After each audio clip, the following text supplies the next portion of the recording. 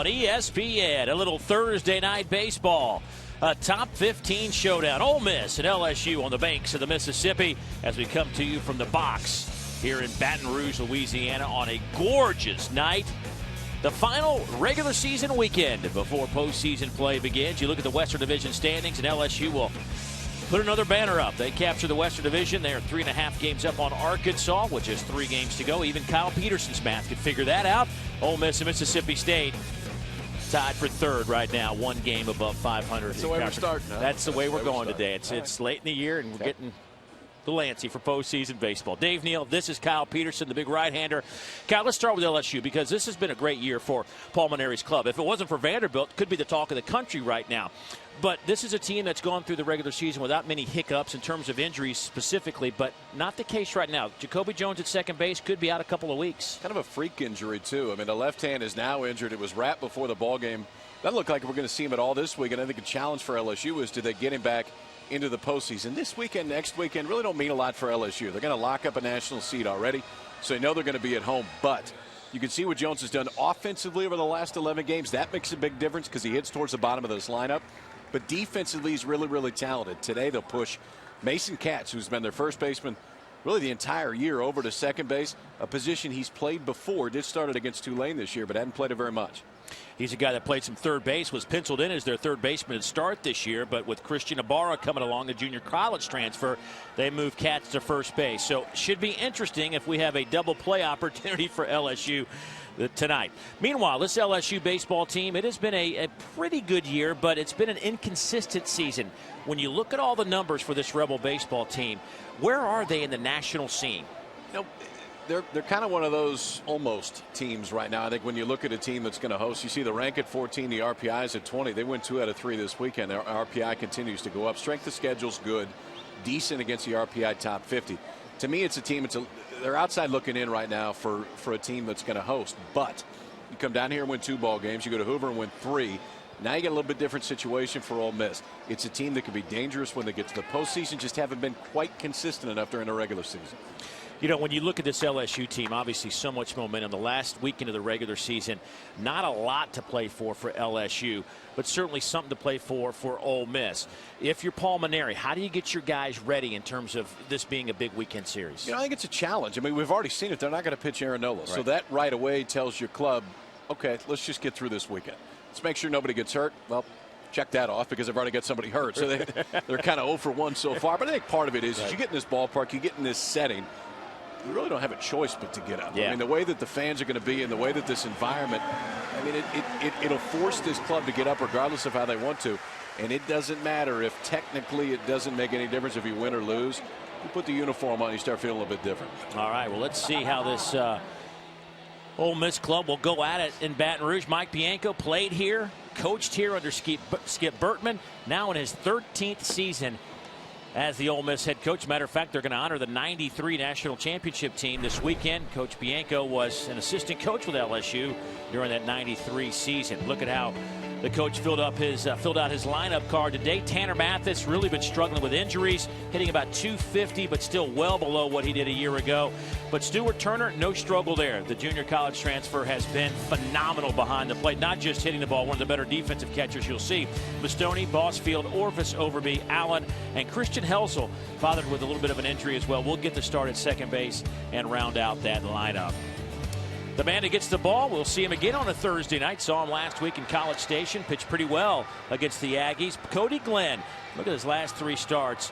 And he has become kind of the front end of this rotation just by circumstance. I think part of it is the amount of time that they've been on Thursday night. Now the 3rd time in a row for LSU on Thursday night. So Cody Glenn, of those 3 starts, 2 have been to open up a series within the SEC. The kid throws a ton of strikes, and that's what you'll consistently see out of Glenn. Does a really good job of controlling the running game, and I think that's one thing to watch tonight with Ole Miss is how aggressive they get on the base pass. And you can see those 3 straight solid starts when they've thrown him into this situation and really kept him in the weekend rotation. Cody Glenn's getting better and better. Opponents hitting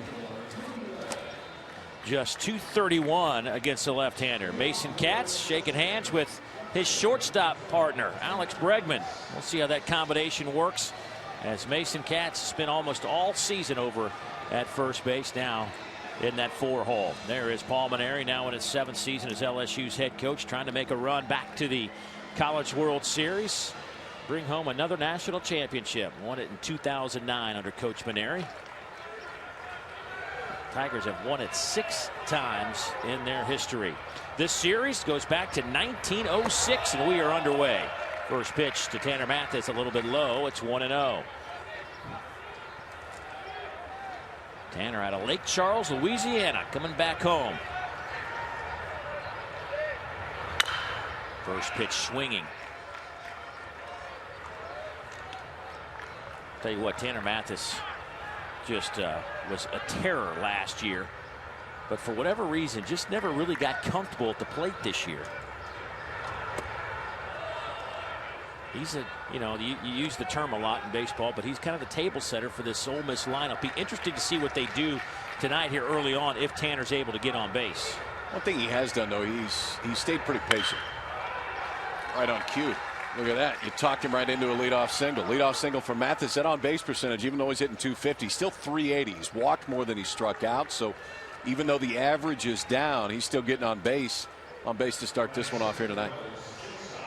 Well, now the wheels will be turning for Ole Miss as Austin Anderson will step in. Austin, the shortstop. See how aggressive Ole Miss gets here right from the beginning. I think they'll try to score the first run as early as they can. There's the push bunt down the third baseline. See if Mathis comes around the corner. He will. Here's the throw over to third. Does he get in there? No. Double play. Ole Miss tried to be aggressive, and it cost him.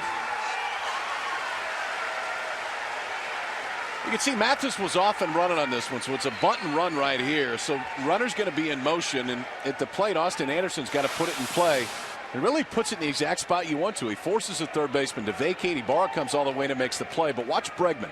That's the key in this, and that's the read for Tanner Mathis, is to see if Bregman can beat him all the way to third base. Bregman gets there in enough time. Ty Ross kind of peels off, but enough time to get your feet set. It was a perfect throw, too, across the diamond by Tyler Moore. Ends up being a double play. And Tyler getting some work at first base. He's played there sparingly. Coach Mainieri said the one good thing was it gave him a chance to get in the field. And he makes a nice scoop and tosses it to Cody Glenn. Nice work by Tyler Moore at first base. Didn't think he'd be that active in inning number 1, but he came to play. And we are scoreless after a half inning here in Baton Rouge. Well, of course, final weekend of regular season baseball and some key matchups. And North Carolina coming off a weekend where they lost 2 of 3 to Georgia Tech. They are hosting Virginia in a real big showdown. Just 2 teams that have had great seasons, but also Clemson and Florida State, another good one. I know you're heading there this weekend. Yeah, I'll be down there tomorrow. I have games 2 and 3. Clemson out to an early start today. I think they're up 5-0, 6-0 already in Florida State in the opener. North Carolina, a couple more RBIs for Kyler Moran so far tonight. 79 RBIs from Moran. That leads the country. Pitt and Louisville. Pitt's been one of the great stories across the country. They will get in. That for tops of the Big East so far. UC Irvine, Mike Gillespie's club, and Cal State Fullerton, and Mississippi State and South Carolina. South Carolina still fighting for a chance to potentially be a national seed. Now, who's got to win? This is who has to win. Georgia Tech had a good weekend last weekend. Their should be safe because of the RPI. West Virginia, who just a few weeks ago was in a great spot in the Big 12, stumbled a little bit the last few weeks. They're going to need to win a series against Oklahoma State, I think, to feel comfortable. Stanford and Cal. Stanford's been an interesting story. I think Stanford's got to win literally the last 6 within the conference. Sweep Cal and then sweep UCLA to have a realistic chance. There's no conference tournament within the Pac-12. Arkansas, Auburn. Really, Auburn and Kentucky squarely on the bubble right now. Arkansas squarely in. And Missouri, it's been a tough run through the SEC year 1.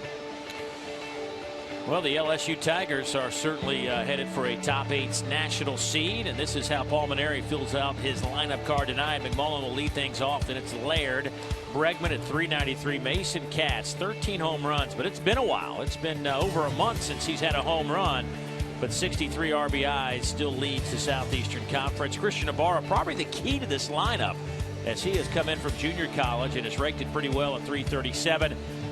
Tyler Moore getting a start at first base. Ty Ross and Andrew Stevenson playing center field at 197. Mike Myers gets the ball. He'll get the start tonight for this Ole Miss team, coming off a nice performance against Mississippi State when he went 7 innings. And you see that, 2 hits, 5 strikeouts.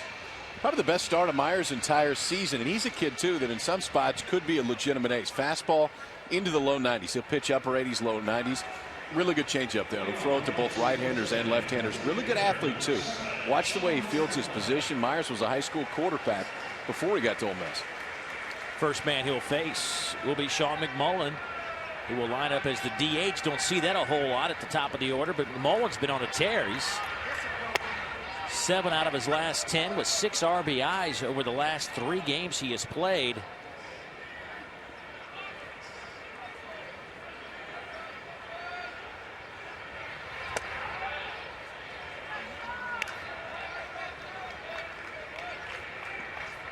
This LSU team has been so good at home. 32-3 here at the box this year. 46-7 overall. That misses inside. 2-1 to McMullen. It's McMullen, Laird, and Bregman.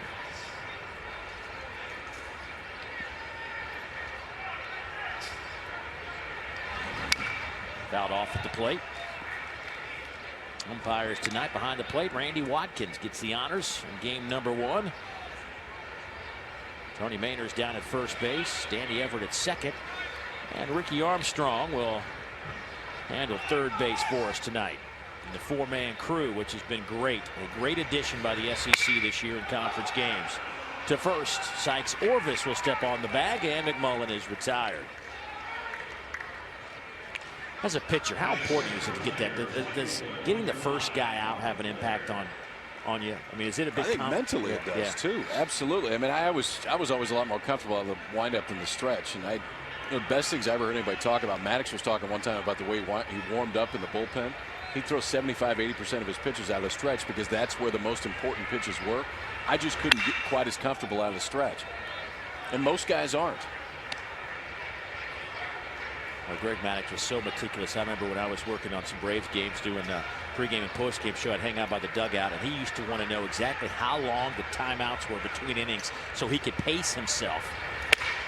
That misses inside. One more about Maddox. Buddy Chad Fox played for the Braves for a while. Told a story about Maddox on the bench one time and looked at Fox and said, "Be careful with this next pitch." Sure enough, the next pitch, a guy fouled it right in the dugout. He was following so much. I mean, it's insane. That is crazy. 2-1 on Laird, the freshman right fielder. Boy, some serious shadows creeping in. It's about 6:45 Central Time. And that one is slapped into the sunshine in right field. Laird can really fly. He turns the corner. He's looking at third, and they'll hold him up at second.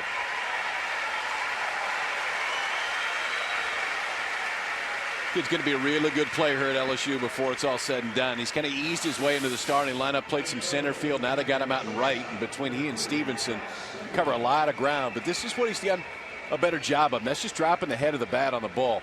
Fastball inside, you want to spin on it. His swing kind of takes him to left center most of the time. But if he has the ability to do that, to take that fastball on the inside part of the plate and turn it around, really makes him a more complete hitter. Speaking of a complete hitter, Alex Bregman, the freshman shortstop out of Albuquerque, New Mexico, will step in with a runner in scoring position. First pitch, right back up the middle. This will get LSU on the board. Laird rounds the corner. He will step on home plate. 1-0 LSU as Bregman picks up his 48th RBI of the year. Kid doesn't waste any time. You see Bregman come to the plate, and he is ready to hit the minute he steps in there. Got to see so much of him this year, and he's a first ball hitter. If you feed him a first pitch fastball, this is what he'll do. He's ready. Ball's right down the middle too. And one thing you like with Bregman that we've seen so often is he doesn't try to do too much with the pitch. You're just supposed to hit back up the middle. Fastball down the middle, just take it right back up the middle, give his club the lead. LSU's on the board. Doesn't get any easier. Mason Katz will step in. Mason, the senior.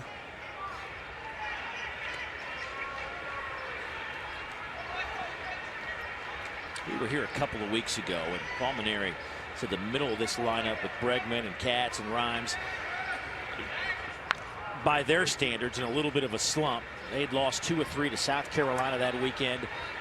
And Coach Maneri said we really need these guys in the middle of the order to continue to hit the ball well for us. They had been slumping a little bit, and I use that term loosely, but they have gotten it back together, and they are as dangerous as any part of a lineup as you'll find in the country.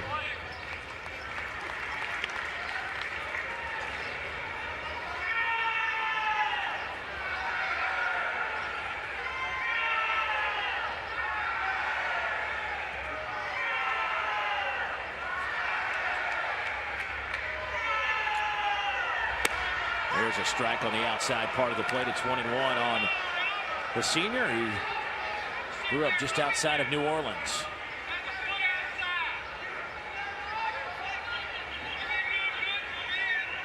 Cats last year hit 13 home runs as well. That's the number he sits on here in 2013.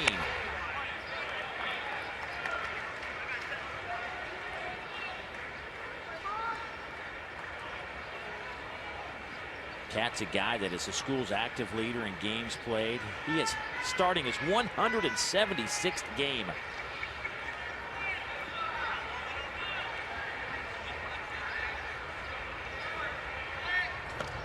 You know, Kyle, look at the numbers for Katz, and I know the bats have changed the game some, but when you look at his career numbers for Katz, he's a .342 hitter, 48 doubles, 30 home runs, 177 RBIs. I mean, the guy's just been impressive across the board. He just hits, too. I mean, it's the ball finds the barrel. Most of the time, Katz stands up there. Just missed on that fastball. 2-2.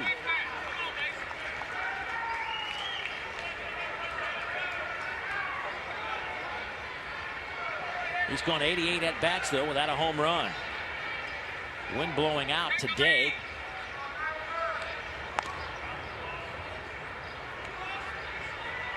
Bregman getting a workout over there at first base. He's 13 out of 14 in the stolen base department.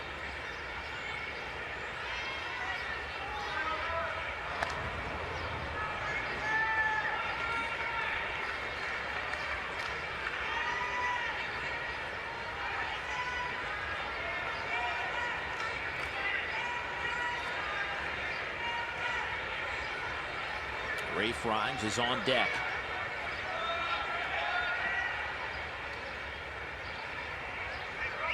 Myers comes to the plate a little bit low. It's now full at 3-2.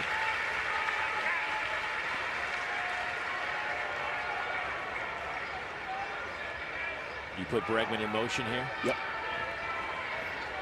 Yep, with Katz up there, he struck out 30 times. So, I mean, he will strike out at times, but Bregman's still pretty good speed. He leads this LSU team in stolen bases. That put him in motion here. There he goes. There's the shot down the line and left. Bregman around the corner. They will send him home. Here's the relay. Throw on time. The tag at the plate. Bregman is out.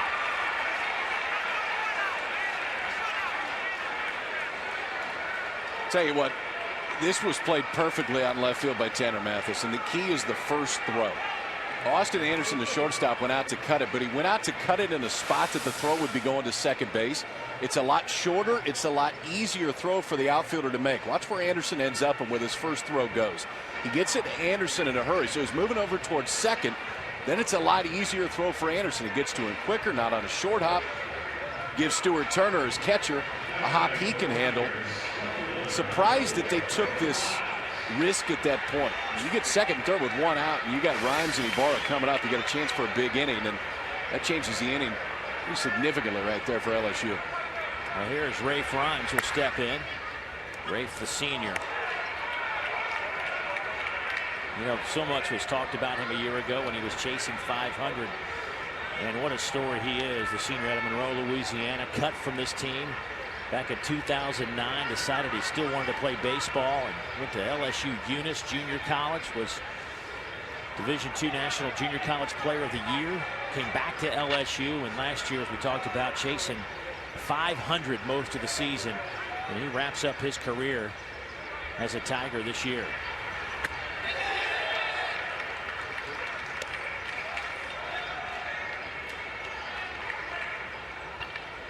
I mean, he's a story that every kid should hear about. He shows up and they tell him, yep, not yet. Not yet. Goes off to junior college, just hits there. The minute he showed up back here at LSU, all he's done is hit for 2 years.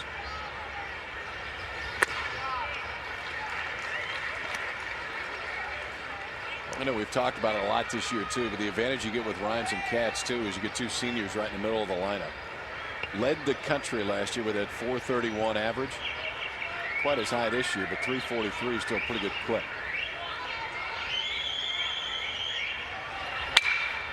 Sends that one down the line, and it's foul into the seats.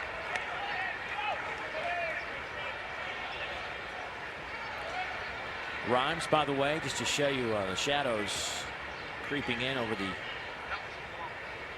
stadium here at Alex Box Stadium. Rhymes is hitting .414 in his career at LSU with runners in scoring position.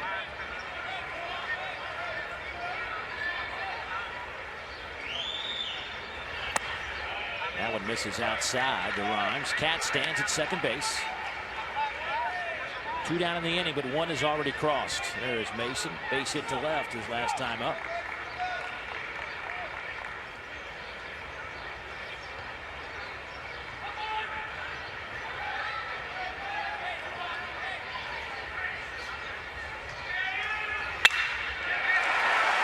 And that average will go up over 422 with runners in scoring position as he drives in Mason Katz, and it's 2-0 LSU.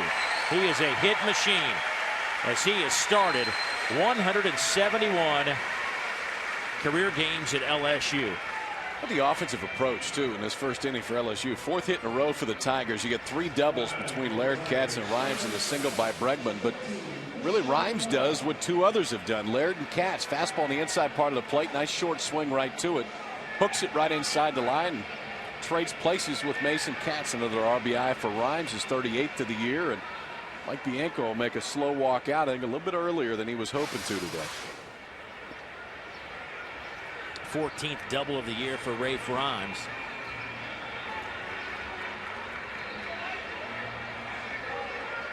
Myers coming off that nice effort last weekend against Mississippi State, where he gave up just 2 hits and 7 innings of work against the Bulldogs. Now we'll face Christian Ibarra. Ibarra comes in from the junior college ranks. Took over the third base job in fall ball and hasn't let go of it.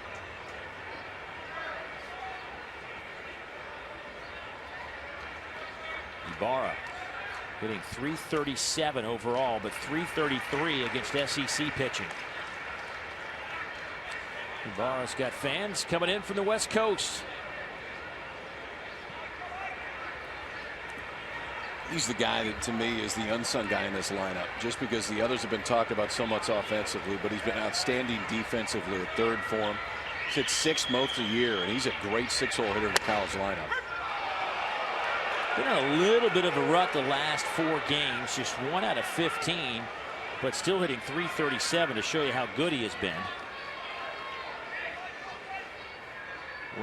Went just 1 for 12 against the Aggies last weekend in College Station.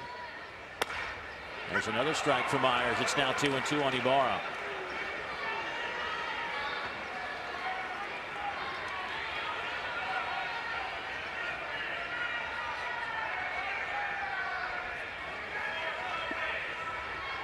Ibarra went to the same junior college as Ole Miss third baseman Andrew Mastoni. Rio Hondo College out in California.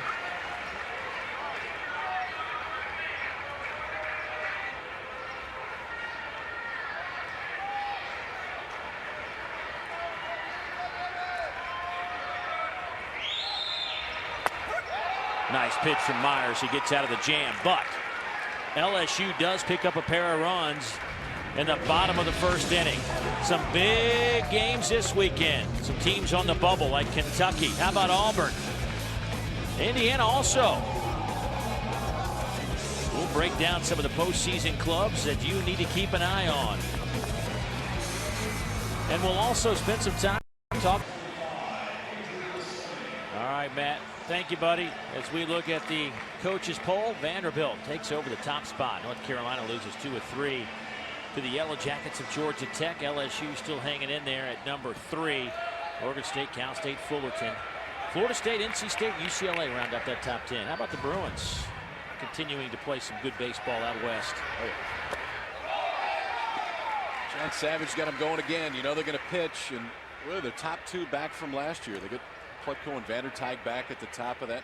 Grant Watson back. Really their entire rotation back from last year. That was an Omaha team.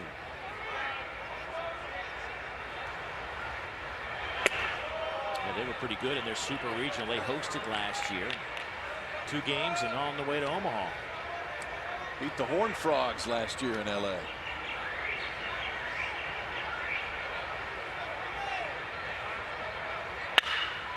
Back up the middle. Base hit for Andrew Mastoni, the senior third baseman for the Rebels. And a good start for Ole Miss.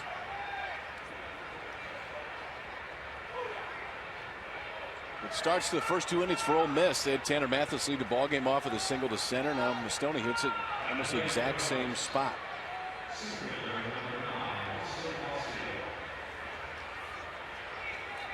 So Ty Ross out to talk to Cody Glenn as Austin Bossfield will step in. Well, Ty Ross hasn't exactly hit for a big number this year, but he's one of those guys, you take him out of the lineup and this whole dynamic changes for this LSU team. He can handle the staff. That's really where he's shown his worth. And the interesting thing about Ross is I mean, he still has some power. If you throw it in the wrong spot, he can run it out of there too. But he's in there because of his defense. So Bossfield, the sophomore, looks at a first pitch strike from Cody Glenn.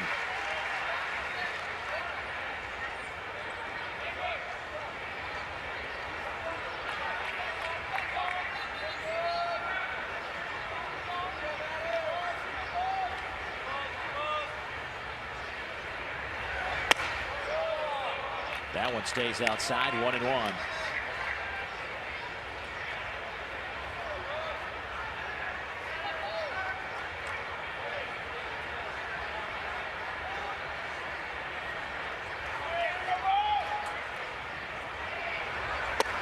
Stays inside.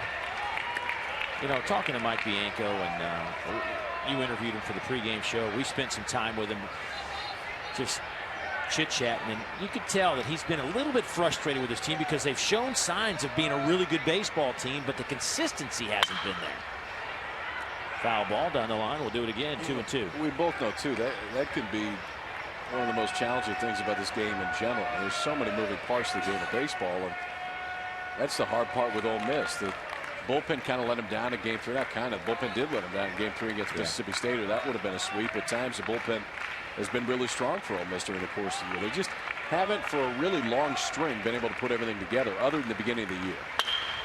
There's a fly ball into right center, but Mark Laird's got speed to burn and catches it up in the gap. 1 down. Well, let's take a look. It's with I guess a couple of weekends left before we have to determine who the top 8 seeds will be. Here's Kyle's list. Here's what we got today. Yeah, we got Oregon State playing this weekend, and those 3 will be in Eugene. That could be interesting. If there's a sweep, one of those could push out. I think Oregon State's the stronger of the 2, clearly from a resume standpoint. Florida State, Clemson's got them down early today, 6-0. Clemson goes in and takes 2 out of 3, or potentially sweeps Florida State, which is a pretty tall task. That could spin that last spot. That's 7 and 8 on that list. Oregon and Florida State are the 2 that may be iffy. I think the other 6, unless somebody just gets surprised at the end of the year, pretty strong. So Sykes Orvis, the first baseman, sophomore, left-handed bat, working against Cody Glenn. Out of Orlando, Florida.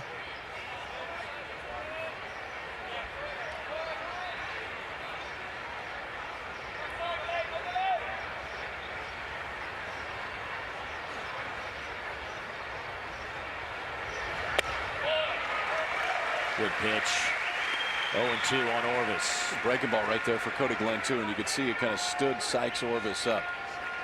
A lot of times a left-hander, by the time they recognize that breaking ball, it's too late. If the first movement for the hitter is to stand straight up, the ball ends up in the zone. There's almost no chance they're going to swing. Fouled off at the plate.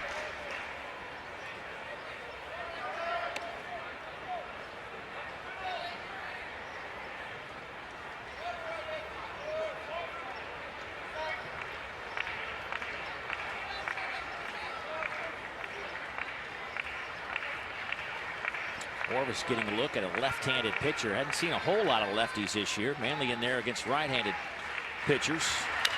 Fouls it off at the plate.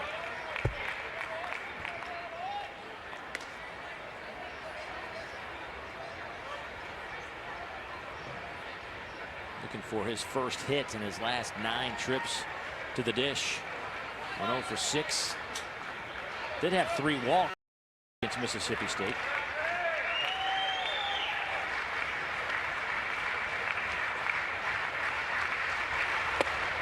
Lays off the breaking pitch, 2-2.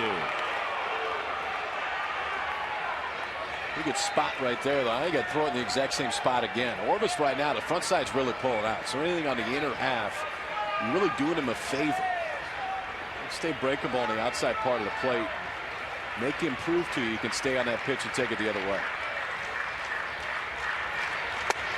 Got him. 2 down. It was it. He came right back with it, too. Breaking ball on the outside part.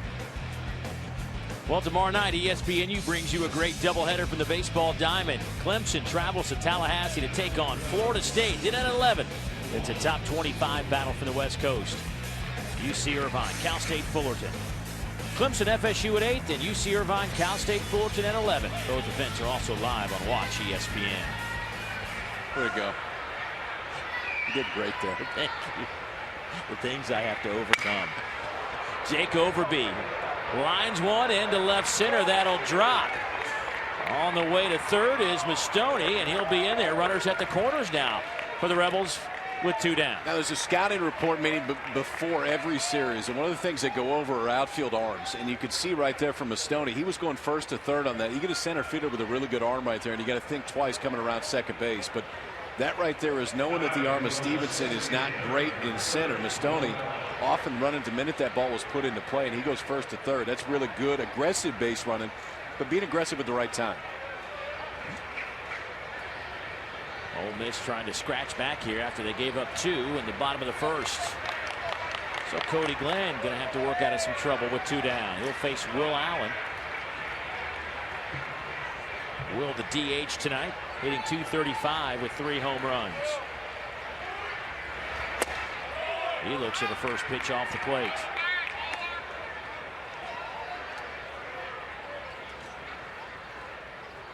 Will Allen actually hitting better against the SEC than he is against non-conference opponents, but has really been slumping. He's just 4 of his last 26 at the plate going back to the end of April. He's a guy they'd love to see start swinging a better bat here as the postseason is upon us.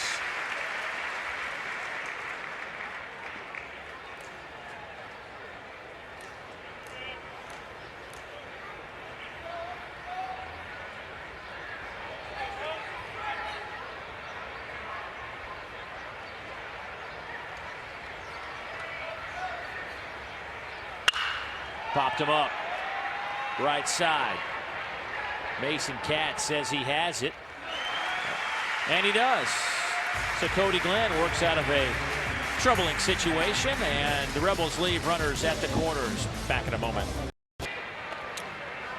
SEC Thursday night baseball. Ole Miss, LSU.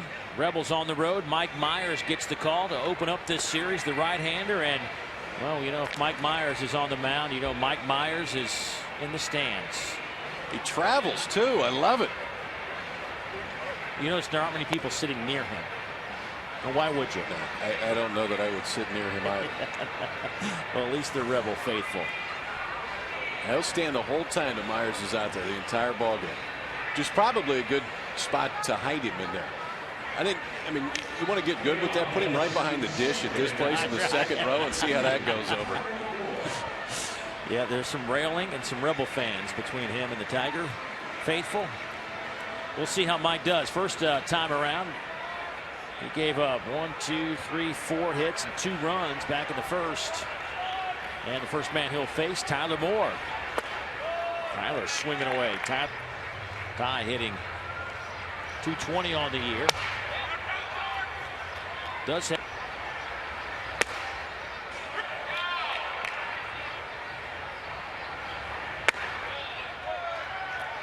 to swing as hard as they can are gone. Look at that. Bang, bang. 2 balls hit on the button this inning, but it's going to show us 2 outs so far for LSU. Out of Youngsville, Louisiana. Myers misses inside. 2 down in the inning. Field that position. As Paul Maneri has said time and time again, if he run it down.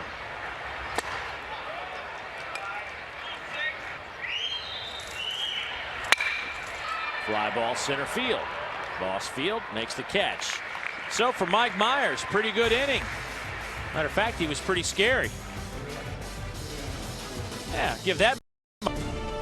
Welcome to the NCAA Baseball Regionals. First pitch swinging. That ball is gone. Break to left down the line. That is a home run. 0-2. Strike 3. Got it. It's a no-hitter for Jonathan Crawford. Into second with a double. Diving stop, gets to his feet and makes the play. It is a home run, a grand slam. Bases loaded right here on ESPN.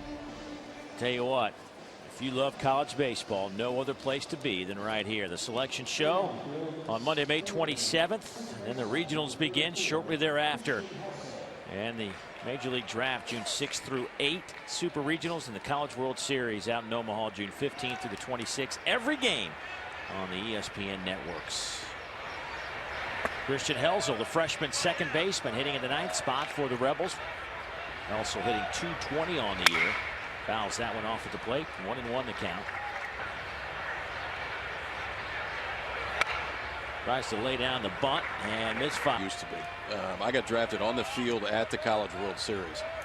And you want to talk about trying to cancel that out when you're supposed to be concentrating on the biggest games of the year. I mean, literally, we were playing Auburn in '97. Ball does what they can to help the college game. I mean, they've even talked about providing some money as Tanner Mathis popped right in the back. He'll get the free pass down to first.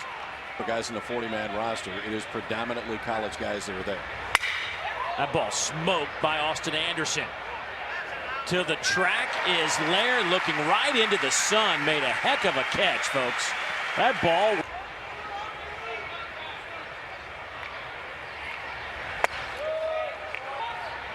Young man came out of all places, LSU Eunice, the junior college ranks. Just wasn't really a spot for him here at LSU in terms of. Probably the best in the country. Yeah. Tell you what, you head into draft day, you need a catcher to plug. He has got an electrifying arm. Mike Bianco trying to adjust that lineup as we get ready for a postseason run. Boy, nice job by Cody Glenn. Froze Stuart Turner at the plate. Doesn't strike out much, but Cody Glenn gets him there. And the Rebels will leave a runner. It's 2-0 LSU. It's an SEC Thursday night. Ole Miss, LSU as we wrap up regular season baseball right here on ESPNU. Look at the SEC scoreboard as every series starts on Thursday with tournament time coming up. Thursday, Friday, Saturday is the schedule for conference games. And Texas A&M goes on the road. They knock off Tennessee. Florida and Georgia 2-1. Gators out in front, and Missouri out in front of Kentucky. That's a big series for the Wildcats. And Auburn helping themselves.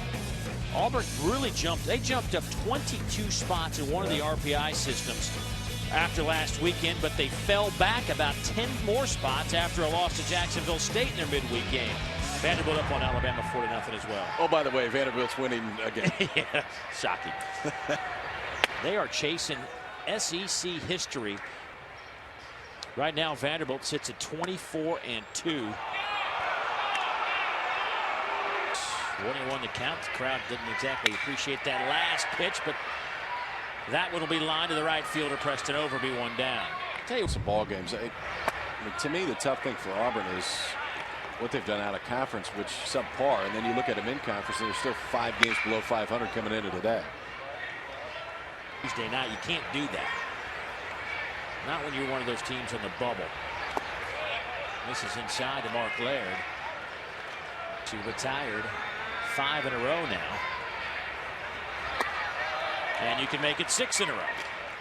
Side there, that Mike Myers is smiling. You just can't tell it right now. It's also sweaty. Yes. Boy, I bet that mask. That'll smell pretty salty by the end of this one. Well, the first time that Mock strike.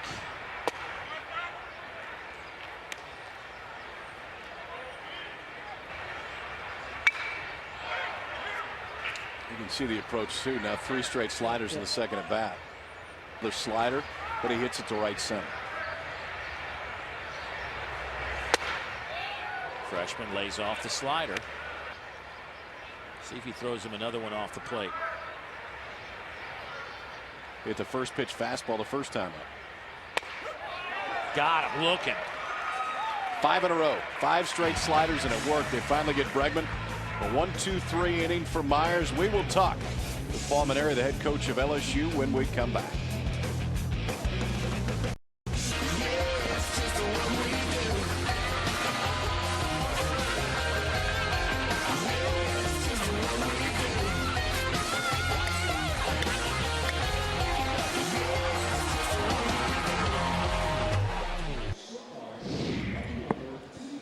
Back at Alex Box Stadium, LSU out in front of Ole Miss 2-0. We go to the top of the 4th inning. Joining us down in that LSU dugout is Paul Mainieri, the head coach of the Tigers. And Coach, thanks for joining us again. This seems to be a pretty much a weekly thing for us. But let's talk. Having you guys here. Thanks, Coach. But you know, postseason just around the corner. Give us big picture, your thoughts about this team that's been so balanced all year as you get ready for a postseason run. Well, you know this, Dave. I love our team here. I love you know, the balance of our club. Our starting pitching's been really solid. Our bullpen's done a really outstanding job. We catch the ball as well as any team I've ever coached. And I think we got a good lineup. You know, we're a little bit short-handed today with Jacoby out of there, but you know, Tyler Moore hit a ball hard the first time, and as long as Mason makes the routine plays, we'll be okay. But I like this team. I think we can make a run at it. Tyler Moore made a heck of a play at first base too defensively, but how about Katz at second so far? I know he hadn't had a ton of action, but what have you seen so far? Well, it's nice to get that first one under his belt. It was pretty routine, but Katz is a very underrated athlete. You can put him just about everywhere, and he can do a good job. Well, Coach, thanks for joining us. Good luck the rest of the way, and thanks for your hospitality all year. Thanks, guys. Mason Katz, you saw a little bit of that video in infield before the game today. He's looking at his guys, apologizing, saying, I don't know what I'm doing out here. Andrew Mastoni. Boy, another one. He hits hard. This is a base hit. Right back up the middle for the senior. The Rebels have gotten the leadoff man on, but nothing to show for it on 4 hits. Fly ball. Right center. Stevenson and Laird. It'll be Stevenson and center. 1 down. Well, we're talking baseball, but don't forget there are some stars. One of the hardest workers in the business, staying on top of all the hoops action. Nice pick by Moore. Could this be 2? Glenn to first, but Bregman's throw off the fencing in front of the LSU dugout. They will get the lead out. 2 down in the inning. Tell you what, man. 2 down for Preston Overby. The right fielder hitting 7th in this lineup with 2 down, pops it up. Who's going to make the play? Bregman in shallow center will snag it, and that'll do it for Ole Miss. They get another leadoff man on, but nothing on the big board.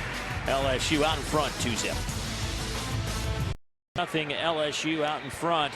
Opening game of this 3-game set. 4 hits apiece for both teams on an SEC Thursday night showcase game. Well, if the tournament were to start today, as the SEC tournament, which is now a 12-team format with the additions of Texas A&M and Missouri, these are the 12 teams that would make it to Hoover Metropolitan Stadium, as Missouri would be the last team to sneak in with an 8-19 record. But Tennessee still has a little bit of life left in them. Today didn't help. Lose the opener against A&M. Missouri, first year in the SEC, could end up in the tournament. A&M is an interesting team too. Just 12-15 in the conference. They're at Tennessee this weekend. If they finish hot, win a few ball games in Hoover, I think A&M could pop up back into the at-large discussion. Well, here's LSU with Mason Katz, Ray Frimes, Christian Ibarra. It's 4, 5, and 6 for the Tigers. You know, interesting when you look at some of these teams right now. Florida at 28-25 heading into tonight's action. Oh, as Katz lifts one to left, deep to left. Is it deep enough? Yes, it is. his first home run in over a month and give him 14 on the season.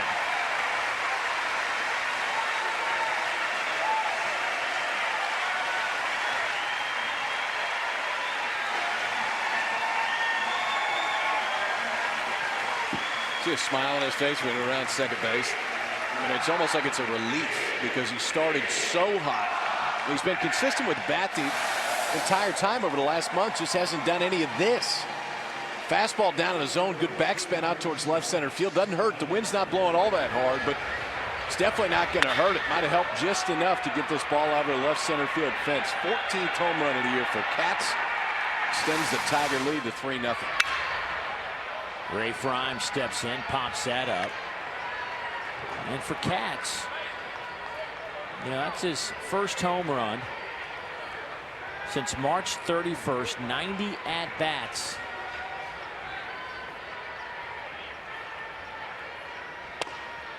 And it had been sitting on really 63 RBIs for a while. Matter of fact, you go look at the numbers, he only has 3 until that one. Now 4 RBIs in his last 18 games. To tell you how big of an RBI producer he was to start the season. He got to 60, it felt like, in 2 weeks. I mean, we weren't halfway through the season. Cats had 60 RBIs. Pretty good power for a second baseman. In March, he hit .455 with 11 homers. In April, .313, no homers. In May, he's now over .390 to first base. Nice pick by Orvis on an awkward hop. Good glove work by the first baseman. It's pretty solid right there. He gets over to it in time, and it looks like he's going to keep this ball in front of him, but that last hop comes up too high, and that's kind of part just defensive measure, trying to get a glove on it. At the same time, there's a presence of mind to keep it right in the heart of the glove. Step on first for what now is the first out here in the fourth.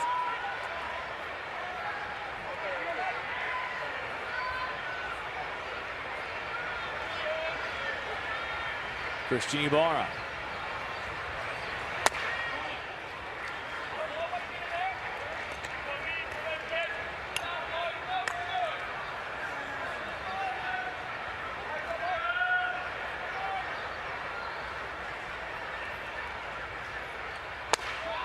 There's a strike on the outside half. Ibarra, we talked about the first time up, really been struggling at the plate.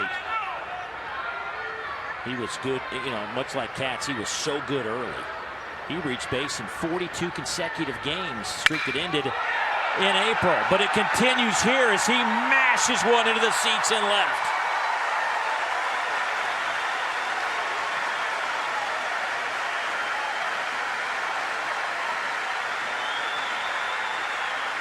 A souvenir for a Tiger fan off the bat of Christian Ibarra as he knocks in his 34th run batted into the year and his 6th home run.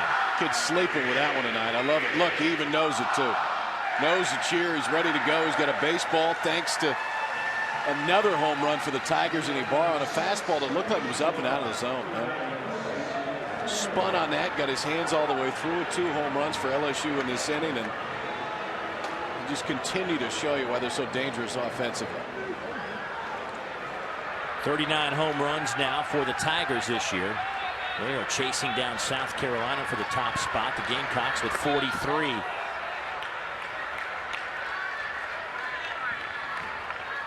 Tyler Moore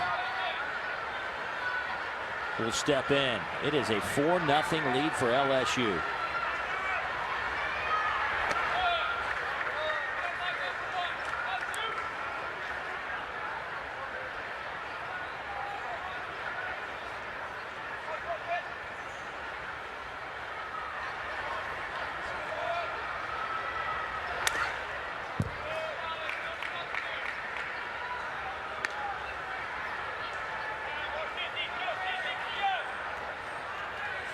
That ball was just thinking about Ibarra. He turned on that. It's a little tomahawk shot to left. Moore swings and misses. Turner will throw down to first, and they'll get the strikeout. 2 down now. I mean, just watch this swing. Watch the location. Yeah. Oh. Hands come all the way in again, and we've seen a lot tonight from LSU. Balls hit down the line that are fastballs in the inside part of the plate. They're getting the barrel to it, and the only way you get the barrel to it is if those hands come into your body. If they go out away from the body, that ball ties him up. No chance. You know, you go back to that pitch, and I'm wondering, was that supposed to be an elevated fastball that didn't get up high enough, or was that a fastball that was supposed to be at the belt and got up? I don't know which one, but I can tell you this. When you let it go on the mound, when you throw it in that spot, the last thing you're thinking is they're going to spin on it and hit it in the seats. And when it comes out of your hand, a lot of times when a guy swings to that, he's going to swing right through it. Or if he does get to it, he's going to get to it and it's going to tie him up a little bit. But Ibarra's got some quick hands. I think he's a sneaky draft for somebody if they want to take him here his junior year. If LSU gets him back for his senior year, that's a great guy to get back for the senior year. But I really like him the more you see him play.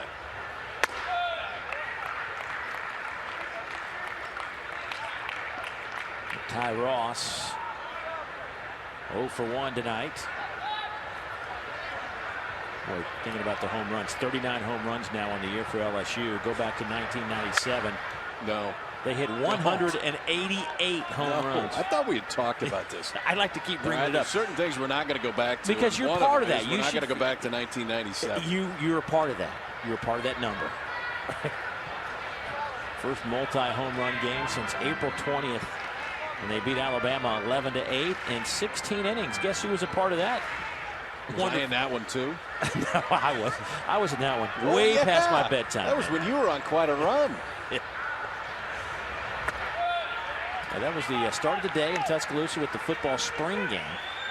We went over to the baseball game and they dropped 16. Dropped 6. Yeah, that was a great day. Good thing I enjoy sports. The 3-2. Got him looking. That'll do it.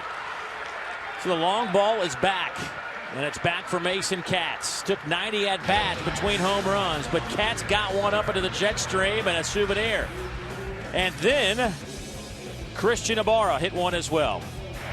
We will visit with Mike Bianco when we come back as we take a look at these swings by the Tigers.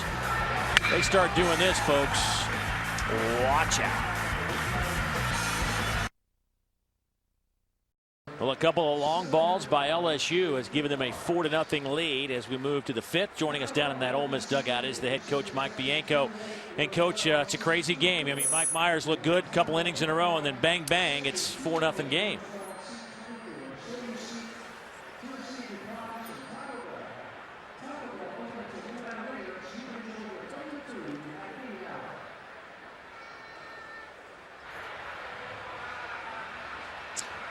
Well, Coach, we were having some technical difficulties there. We'll let you get going on your way and try to get that cleared up. But thanks for attempting to join us here as we head to the top of the 5th inning.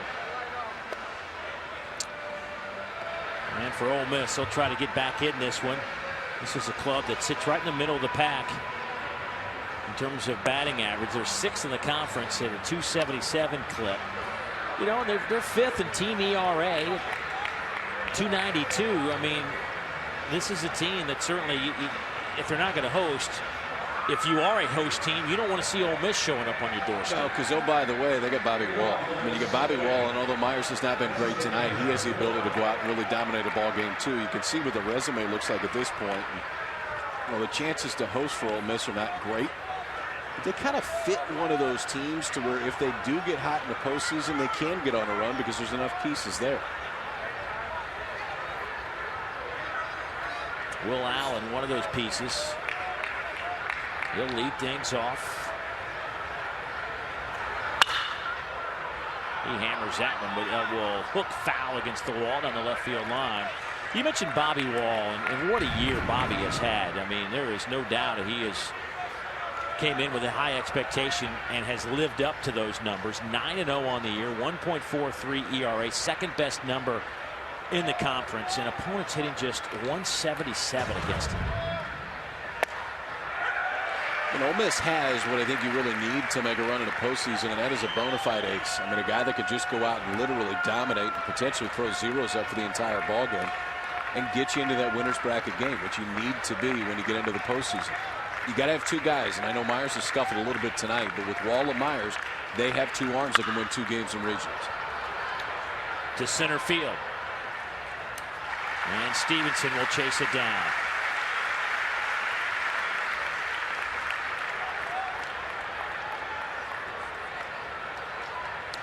So Bobby Wall, because of the way things have set up, Bobby Wall will actually pitch here in the series finale. Should be an outstanding series finale as he will face off against Eads. Aaron Nola will get the weekend off. They will rest the young man who has thrown 95 innings this year. 10-0 on the season. There is Bobby Wall.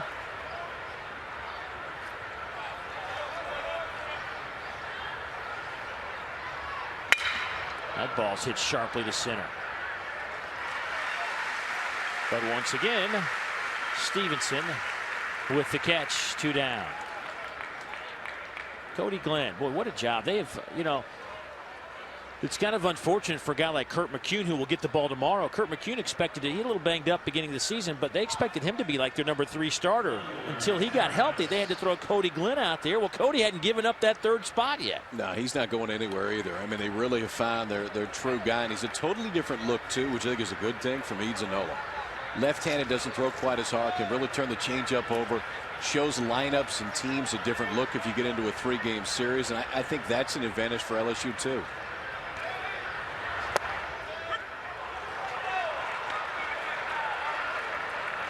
Mathis back in there, the top of the order for the Rebels. And he looks at a first pitch strike. And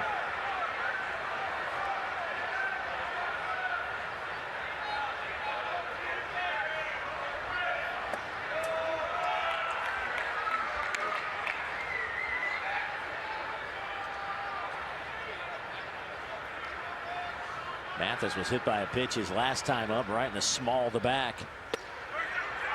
Breaking ball just misses. There are about 8,000 umpires in the stands today.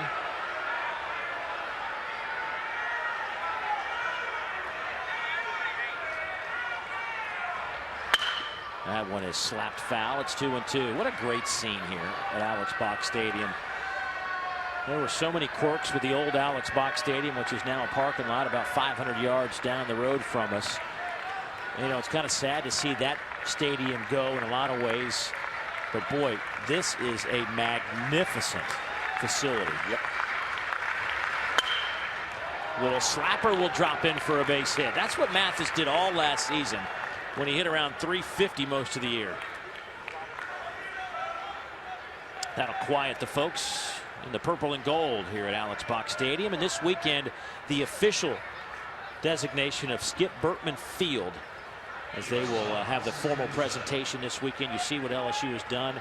I mean, let's look at the SEC and what they do during baseball season. Sunny day too at Dudy Noble. Since they started officially keeping track of attendance back in 1976, they went over the 5 million mark for attendance at Dudy Noble, Mississippi State. Which is another great setting in college baseball. To first, and Tyler Moore has been a busy man at first base. He'll pick up the ground ball off of Austin Anderson's bat. But Cody Glenn pitching a shutout.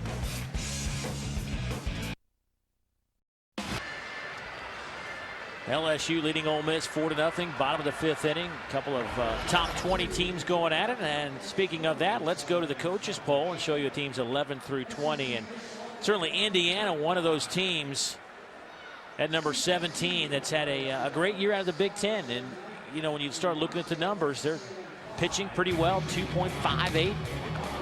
One of the best, matter of fact, the best in the Big Ten. I think they host, too. I think they absolutely host. Great RPI of 15. Kyle Schwarber, by the way, hit a ball about 700 feet the other day in Nebraska. I think that was it right there. He was just invited to the Team USA trials, rightfully so, too. We see Indiana right in the middle of the mix. Oklahoma State's a good story, too. Josh Halliday, first year at Oklahoma State. They took 2 out of 3 last weekend from Oklahoma. They have now squarely pushed off of the bubble to where the Cowboys will be back into the postseason, and Halliday's first year back in Stillwater. And I'll still say this about Clemson. That's another one of those teams that if I would watch out for Clemson. yeah, I be totally very agree. weary of the Tigers. I think part of the reason is because they're so young and they've been getting better as the season's gone on. I mean, they start one senior out of their starting lineup, and their entire rotation is underclassmen as well. So Clemson could be a scary team. They're off to a scary start this weekend at Florida State. They were up 6-0 at last glance on the Noles in the opener. Stevenson to lead things off here for LSU. Clemson out in front in game one, 8-2 right now. You know, as far as teams to watch in the SEC, I got to think Arkansas is one of those teams, Kyle, that their front line pitching is as good as, I wouldn't say anybody, but they're among the elite. I think it makes them so rare too, is they're so deep that if they get beat in a regional, they've got the arms to come back. I mean, they could throw for 2 weeks if they wanted to. Right. You just keep rolling them out of the bullpen. The challenge with Arkansas is they're going to defend enough or they're going to hit enough. Last year they defended enough, I guess hit enough at the right times, but the offense still pretty similar to what it was last year. Right now Arkansas trailing Auburn 2-0. But you know, back to your point, they're pitching it pretty well against the Tigers, but apparently can't produce enough hits. But still, I think when you have that kind of pitching, it just makes you think that they're going to be in it for the long haul. Yep. 4 hits and 3 errors in 7 innings tonight for Arkansas. That error number is the one that's just got him the entire year. And Dave Van Horn, to his credit, was not bashful about making some changeups and replacing some guys that have been around for a long time, just to kind of shore up that defense as you look at the Razorbacks' resume. He's tried. I mean, it's at 17-9 in the SEC is what really sticks out for Arkansas. Just 11-11 against the top 50. Ryan Stanek, though, again, gives him that ace. I mean, gives him that guy that can match up with anybody. Ooh. Nice pitch from Mike Myers. Freezes Stevenson. Out number 1. 3 strikeouts in a row now for Myers. This one a fastball at the bottom part of the zone. You can see how soft the hands are back by no plate. That's the kind of catcher you want to throw to. There's certain balls that you want to stick as a catcher. You don't want to try to bring it back. You just want to stick it right where you catch it. You keep it right where it's at. And that's what Turner did such a good job of right there. Just went out and got it, stuck it in the right spot, and just got the bottom part of the zone.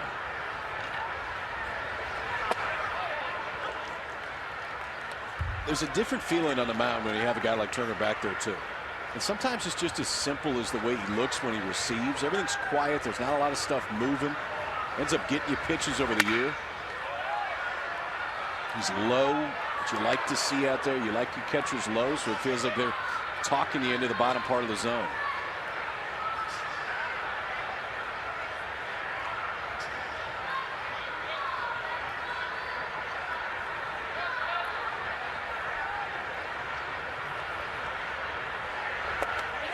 Check swing. And he went around. How about 4 strikeouts in a row? That time got him in the changeup, and that's the one thing we didn't see quite as much from Myers tonight. Changeup down into the zone, and it's great action. I mean, he gets over the top of it. Yeah, that's close enough. I mean, that's the one. I think it's the toughest call for any umpire to make because it's real time, and there's no chance you could possibly tell every time whether or not he went. Time second strikeout of the inning, 4th in a row for Myers. I'll go back to this. For the 4-man umpire crew, that umpire, and when it was a 3-man crew, would have been standing behind second base bag.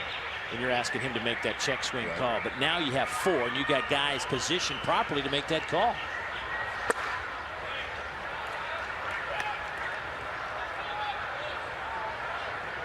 I think we'll see more and more of that as the years go on in terms of other conferences adopting a 4-person crew during regular season matchups. Ground ball to second. That was a mess from the get-go. Sykes Orvis. I don't know. That was Helzel's ball all the way at second base, but Orvis felt like he needed to drift toward there, and the first base was wide open. Now, what's the first move? I mean, the second baseman has to take 2 steps, and that's just a mental mistake right there. They're going to call that an error on the second baseman, which I don't know how you can possibly do that. I mean, it's doesn't make any sense, but it ought to be a hit. I don't know how you can possibly give Helzel the error right there. I know he kicked it a little bit, but still there was nobody there to throw it to, even if he fields it.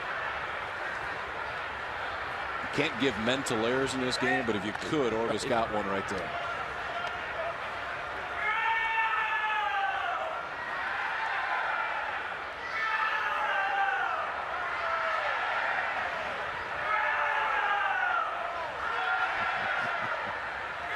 So Bregman with two out will send a fly ball to right field.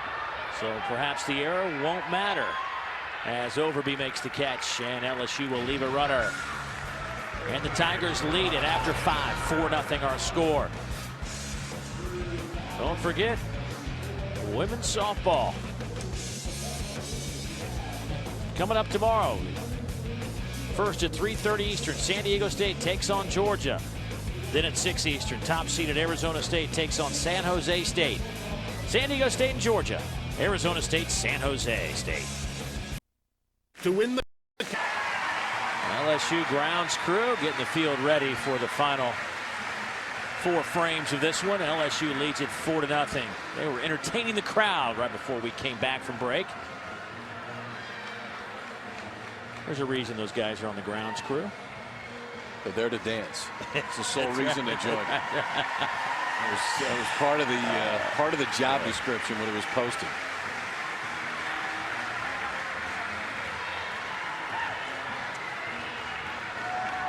Final regular season weekend here in Baton Rouge, but plenty of baseball left to be played. I know this weekend they're going to honor the seniors. There are 8 on this team that will be honored, 5 that have been key contributors, but nonetheless far from their last few games here in Baton Rouge. First pitch to Stewart, Turner line right to Bregman.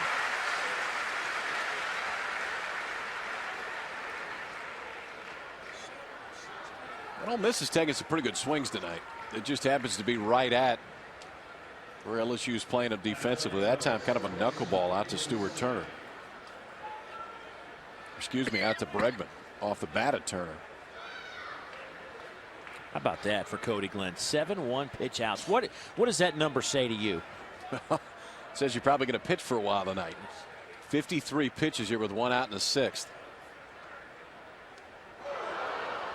Boy, Mastoni hit by a pitch. Second time tonight that Cody Glenn has hit an Ole Miss batter. 11th time this year he's hit a batter.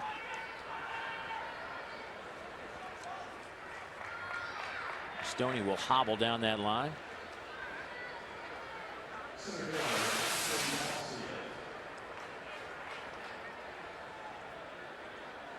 They got him right on the ankle.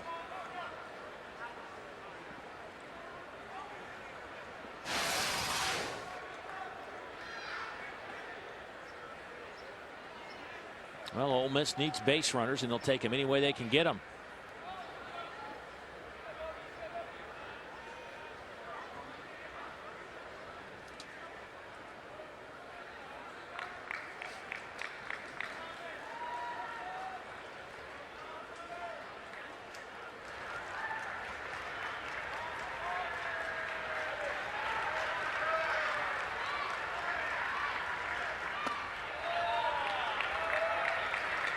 Bossfield will step in. Ole Miss gave up 2 in the first. And then a couple of back-to-back. I wouldn't say back-to-back, but 2 home runs in the 4th. One by Katz, then Ibarra. Ray Frimes was in between those home runs.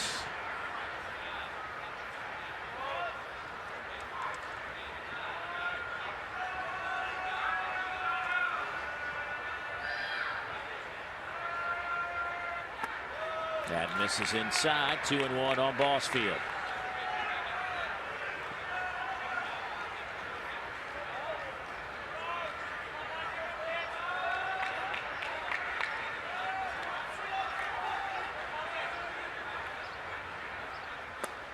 That's a little bit low.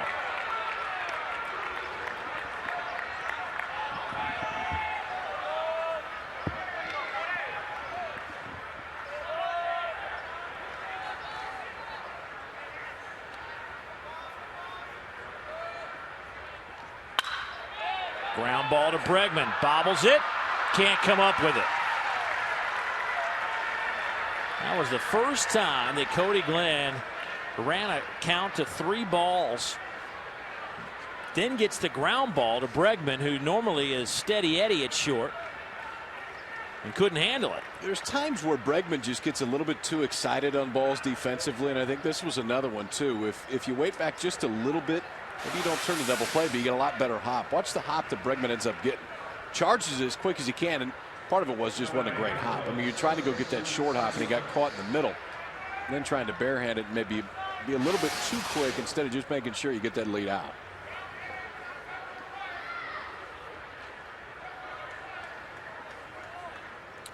So Sykes Orvis, the first baseman, will step in. A chance here for Ole Miss. Only 1 down in the inning and 2 are on. Orvis calls time at the plate. Orvis on the year, 3 homers, 20 runs batted in. The wind is blowing out tonight here at the box. He looks at a first pitch strike. Once again, Orvis usually in there against right-handers, but getting a look at the left-handed pitching Cody Glenn.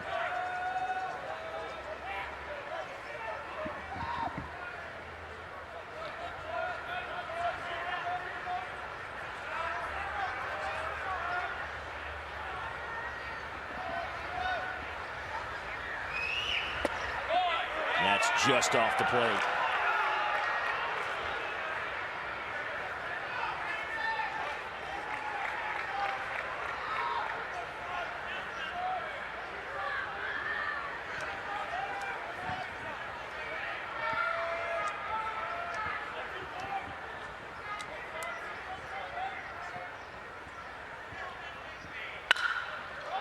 Another chance for 2, and this time Katz can't handle it. Throws to first.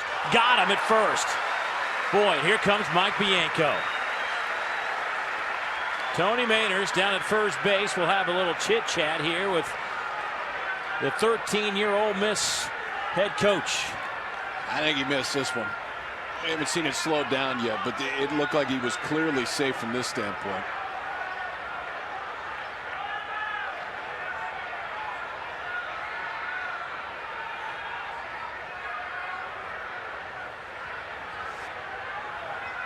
Let's watch it. You can see Katz again thinking too, but you want to talk about a play that changes the entire inning. I mean, he was halfway past the bag, it looked like. This would be a better shot at it just to see exactly where he ends up. So now Katz is going to try to speed it up.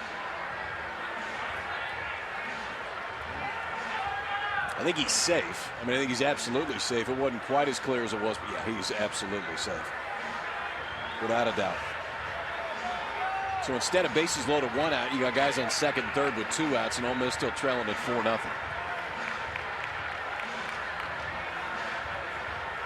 Well, Mason Katz, who's been playing first base all year, had a chance to turn 2, bobbled it, got the out, so no error charge to the senior. And there's the foot on the bag, and the ball is not in the glove yet.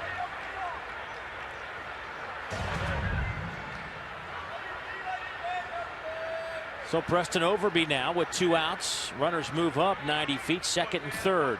Time called at the plate.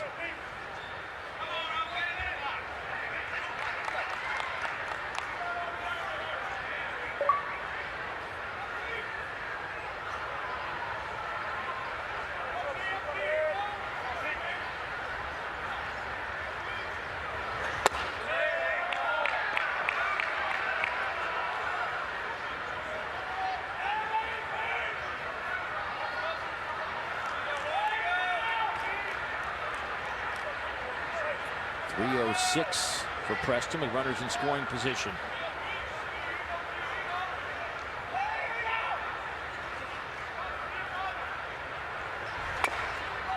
Slow roller.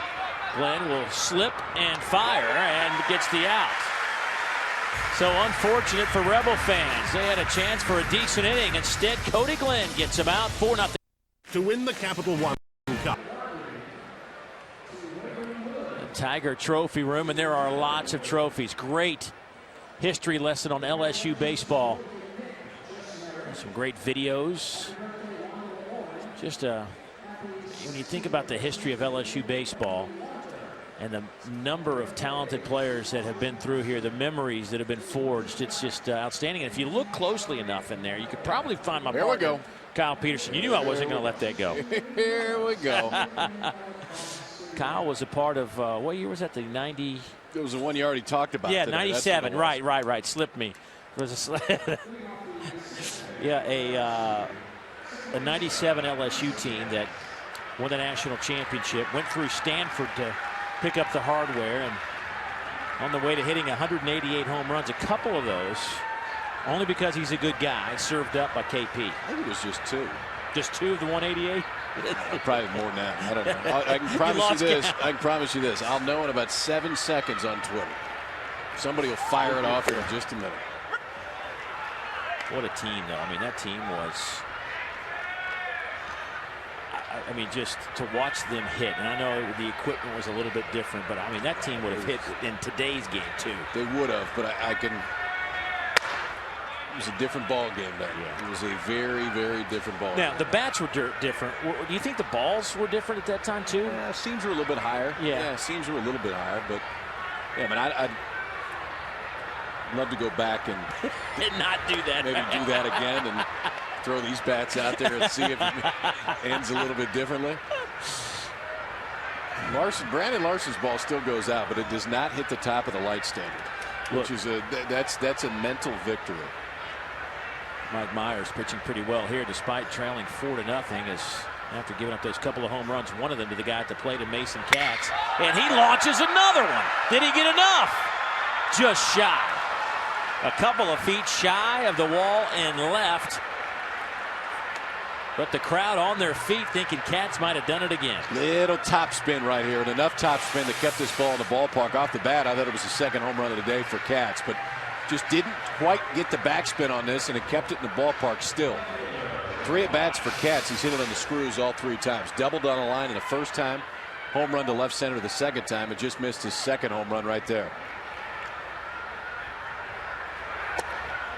You know, you were talking about Brandon Larson in 1997. I remember doing an LSU game at Arkansas in the Baum Stadium, and anybody familiar with that, they have the big batter's eye out in straightaway center field that's off the wall a little bit. There's a pond, or there was, behind it, and he sent one over that wall.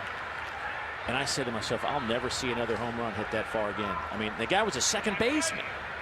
Yeah, second base shortstop for him.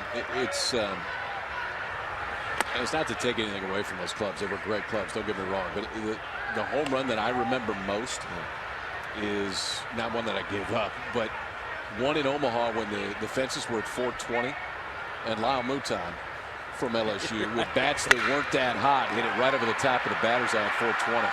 That gets past the center fielder, Boss field to the wall. Rhymes, he's around second. He is on his way to third. Will they send him? They're going to send him. Here he comes. Here's the throw home. Rhymes on the run. Tripped up and flipped. He will be awarded home plate. Would have gotten there anyway. How about that for Rafe Rhymes? Inside the park home run.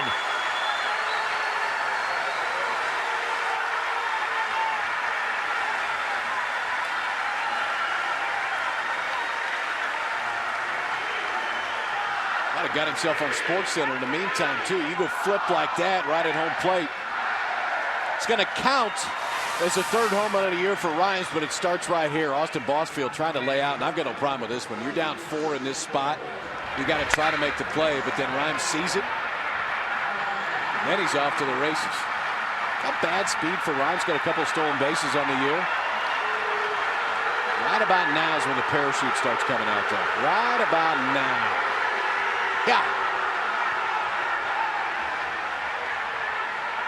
You know, the crowd getting upset with Stuart Turner, but the throw took him up the line. Well, not only that, but I mean, as a catcher right there, I mean, you go into kind of defensive mode too. He didn't do anything wrong. He went up to go get it, and then when you see a base runner come into you, I mean, you're taught as a catcher to go down low. You got to go down low so you don't get run over right there. He ended up flipping Rice. There's nothing dirty about that at all. There's a discussion. Mike Bianco talking to a home plate umpire, Randy Watkins.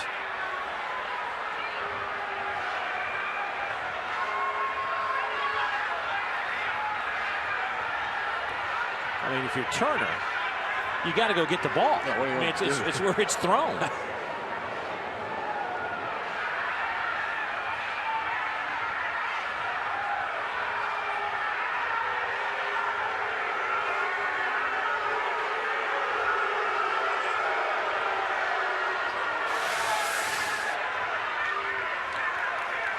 Do you see where he started too? I mean, he's starting all the way back at home plate. He wasn't going out there looking for contact. He's going out there trying to, I mean, ideally be in a spot where he can catch it and put the tag on right away. And I know, I mean, it looks bad because of the way the rhymes ended up getting upended, but I mean, all he's trying to do there is make a play. Well, how about Ray Franzo as he checks in with his 3rd home run of the year? Count it. 3rd home run of the ball game for LSU.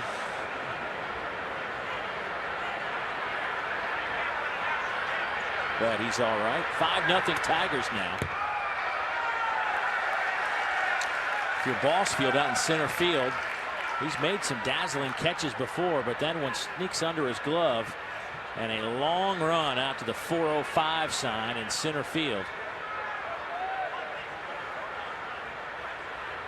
Here's Ibarra. He homered his last time up. A line drive shot over the left field fence.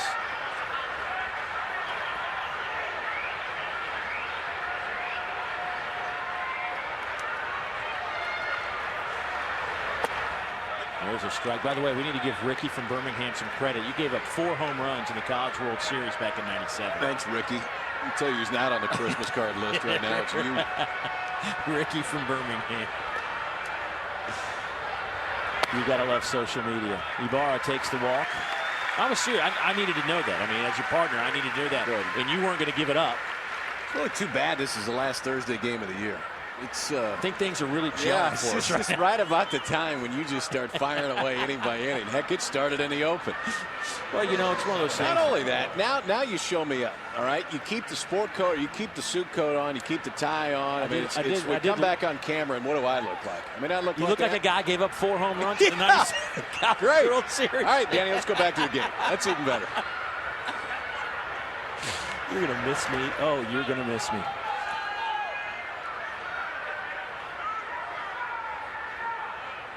Tyler Moore, the sophomore, getting the start at first base today. And once again, LSU fans, if you're just joining us, a weird injury for second baseman Jacoby Jones.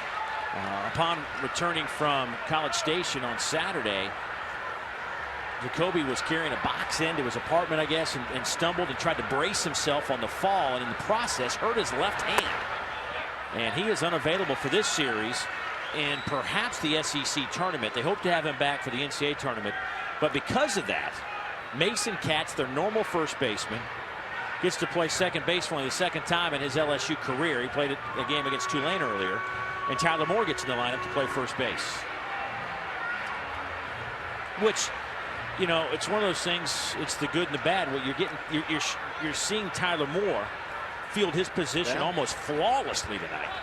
There's Jacoby with the brace on that left hand. But I think we saw Katz struggle a little bit, too, with that last ball. It should have been a double play. It didn't hurt him. See what the Rebels do here. And Tyler Moore beats out the throw to first. But Jacoby's really been, the last 10 days, has found his stroke at the plate. Really been struggling a little bit offensively until about 2.5 weeks ago. I think it's the last 10-11 games, hitting over 400 for LSU.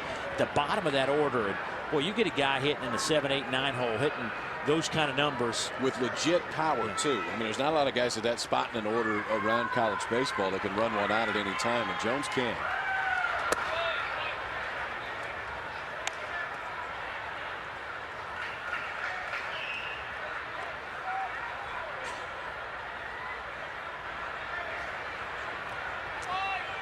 Ross, the catcher, 0 for 2.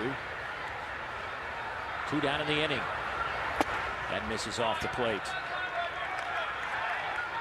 Myers still bringing it up around 89, 90 miles an hour. He's up over 100 pitches now. This could be his last frame of work tonight before Mike Bianco turns it over to the bullpen.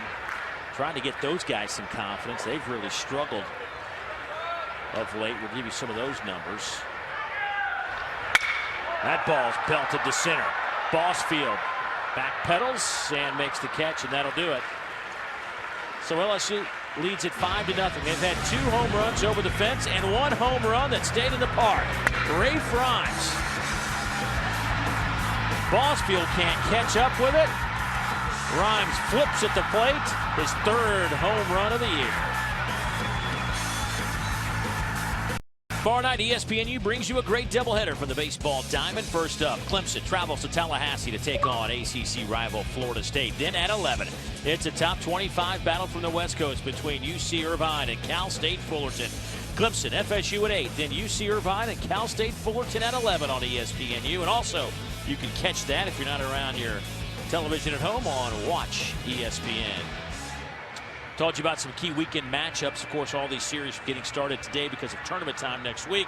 How about Virginia all over North Carolina? I mean, that's kind of shocking. Carolina going the wrong direction here to end the regular season. Not Ken Emanuel out of that one, too. North Carolina's ace, who's been so good the entire year. Clemson, this is one that shouldn't be all that surprising. Florida State going with probably their 4th starter in this one. Clemson had Daniel Gossett the race, so they're out to, it looks to take game 1. We'll have games 2 and 3 from Tallahassee. Your old neck of the woods.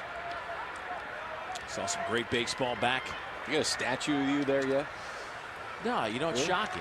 Yeah, it's about time, man. They just kind of said goodbye. And that's it. They even give you the diploma? They handed me that and said, thanks for coming, and if you never come back, well, we won't miss you. It's a good run. Here's Bregman in the hole. Strong arm. Got him. Now, that was better. That was better. And what I liked about that with Bregman is that he timed and really to get around that baseball. When you go backhand side of the infield, if you have enough time to get deeper and kind of round that one off instead of going directly to it, it's a lot easier to set the right foot. So watch the route. He's going to get around it, and then that right foot gets set right away, and there's momentum going back towards first base, so you can get even more on the throw. It's about the most emotion we've seen tonight out of Cody Glenn, but he's just been cruising, worked himself out of a jam in the last inning, but other than that, is been about as efficient as it gets. Still under 70 pitches here in the 7th inning. I was about to say the same thing. The young man last week goes to College Station, opens up on a game that we had for you right here on our SEC Thursday night showcase game, and didn't start till about almost 10 o'clock Central Time. And he pitched pretty well. It's a 2-1 final that Texas A&M picked up the win. Young man went back, who grew up in Houston. Matter of fact, was on the verge of committing to Texas A&M, decides to take one last trip, goes to LSU and says, you know what, I think I'm going to stay here with the Tigers. I mean, he was just a fraction of a second away from committing to Rob Childress at A&M. They'd love to have him. Oh, could they use him too? Yeah, Mengden's been so good on the mound, but they've been pretty consistent after Mengden this year. This is outside. It's 2-2.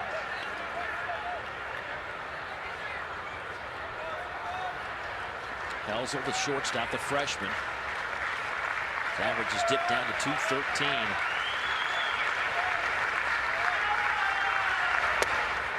Ooh, that just missed. Good spot, though. That's exactly where he wanted to throw it. So threw the 2-seamer out away from Helsel, the pitch before, then this one. Trying to throw the 4-seamer in, and the ball just cut on him a little. And that cut just took it out of the zone.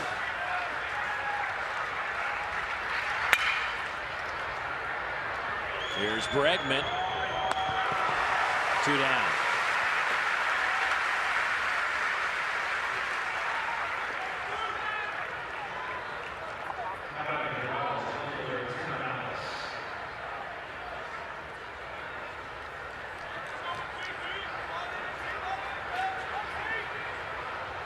Top of the order now, Tanner Mathis. Came back for his senior season to make a run at Omaha.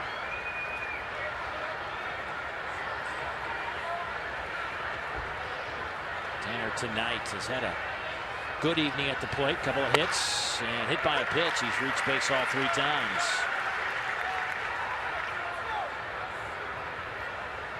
His average up to 258. A little slider in there, catches the inside half of the plate. It's 0-2 on Mathis.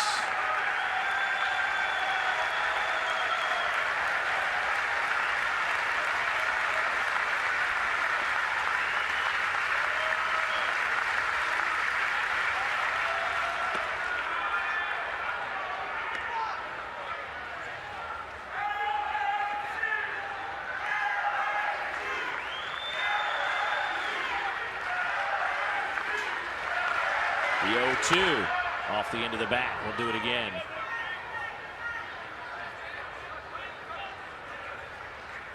Boy, Cody Glenn, 75 pitches, and we're almost out of the 7th inning. That is a guy that has been efficient. I think he's had 7 one-pitch outs in this game tonight. That's 7 one-pitch outs. I mean, that's crazy.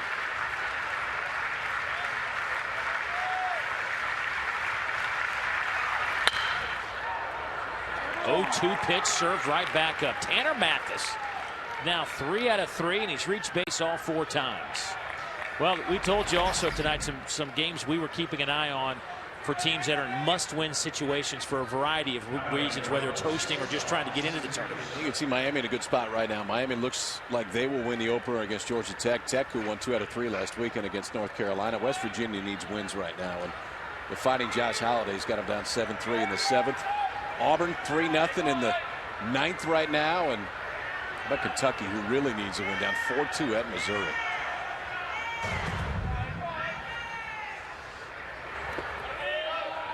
Austin Anderson looks at ball 1.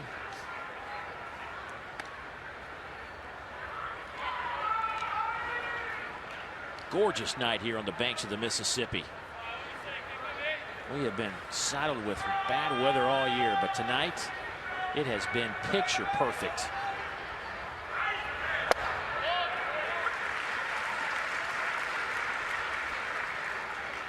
Boy, if Ole Miss can get to number 26, they'll have a shot. The catcher among the league leaders in just about every offensive category there is. Whew, that's nasty. 1-2. There it is, left on left at breaking ball. Again, watch the reaction of the hitter. See, the minute they kind of stand up, and that time kind of turn that front shoulder and thinking it might be coming on the inside part of the plate. Broke out over it. Now a 1-2 count to Anderson. To center field, and that'll drop in for a base hit. Anderson didn't have to hit it hard, but hit it in the perfect spot, and now you get your chance if you're Ole Miss. Stuart Turner, the number 3-hole hitter in this lineup, will step in with 2 outs and 2 on in a 5-0 game. Hit it hard last time too. Lined out to Bregman. So now he has seen, this will be the 4th time he's seen Cody Glenn.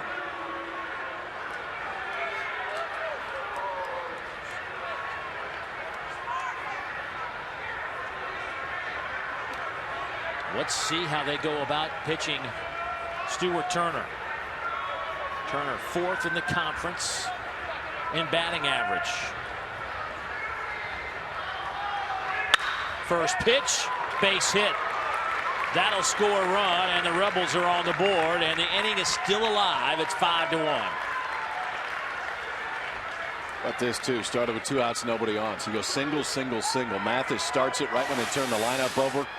Austin Anderson follows with a single. Now first pitch hacking right here for Stuart Turner. Fastball inside part of the plate, about the same pitch that he lined out to Bregman earlier in this game. And we'll draw the first mound visit tonight for LSU. Alan Dunn out, the pitching coach of LSU, to talk to Cody Glenn, who's now giving. Andrew Mastoni. Ole Miss has actually out-hit LSU tonight, 8-7. Year.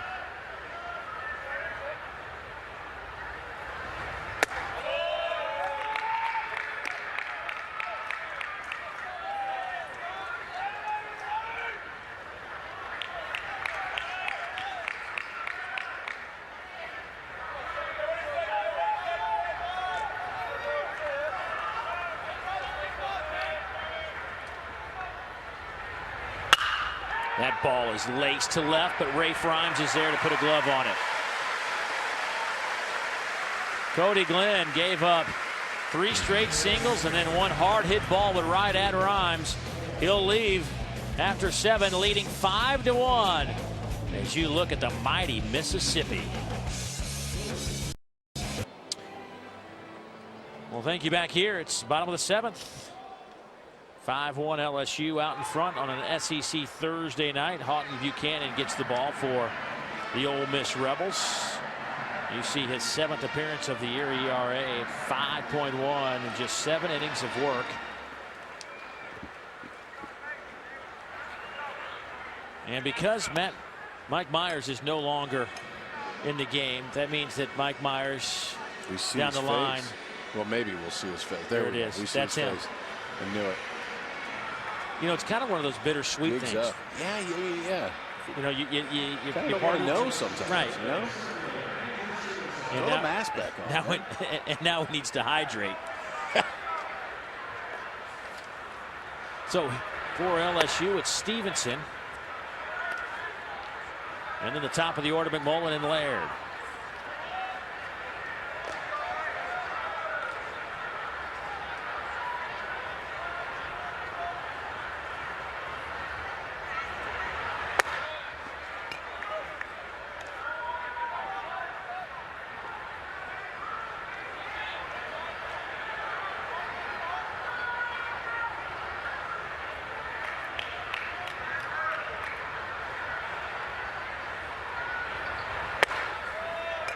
Strike. Stevenson got some pretty good wheels out in center field.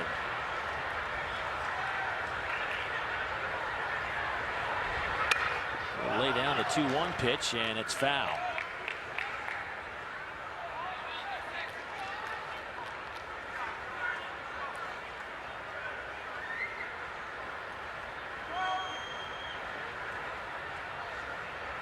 Buchanan comes from the rather athletic family. His grandfather, I should say, Raymond Brown. That ball slapped to left.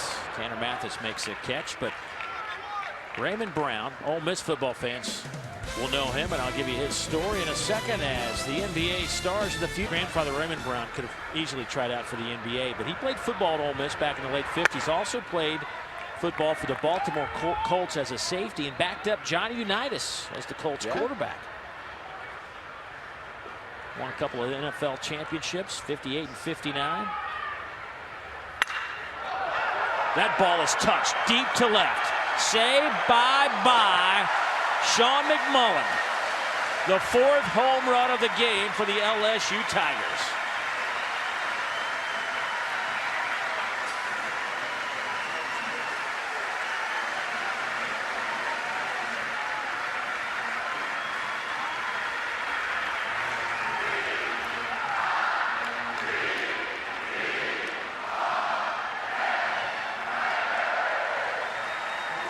Boys are swinging it tonight. Leadoff hitter right here, and you know he's looking fastball because that's really what Buchanan's shown so far. A good low 90s fastball, but right into that left-handed power spot. Down in the zone. Bang, and this was a no-doubter when he got it, too. Cal, their 4 home runs tonight ties their season high. They hit 4 against Missouri back at the end of March.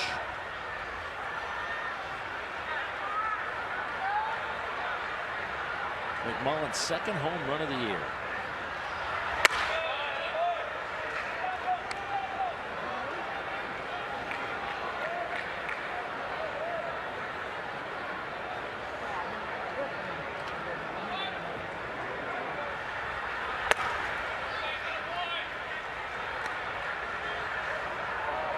This Ole Miss bullpen, they need to get it going again. This is a club that the last 9 SEC games for Ole Miss, they're 4-5.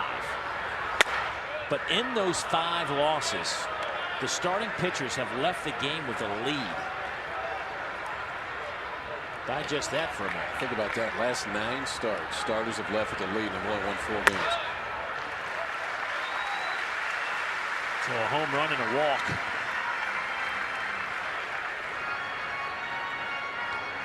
You see the numbers by the starters, 2.63 ERA, and it jumps to 5.2 out of the bullpen.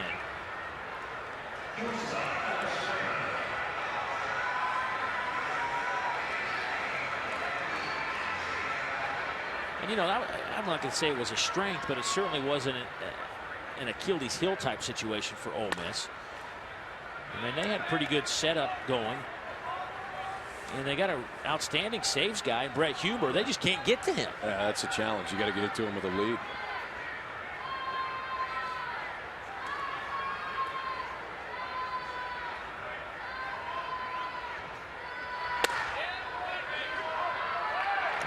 miles an hour from the big right-hander, Houghton Buchanan. Just a sophomore out of Biloxi, Mississippi.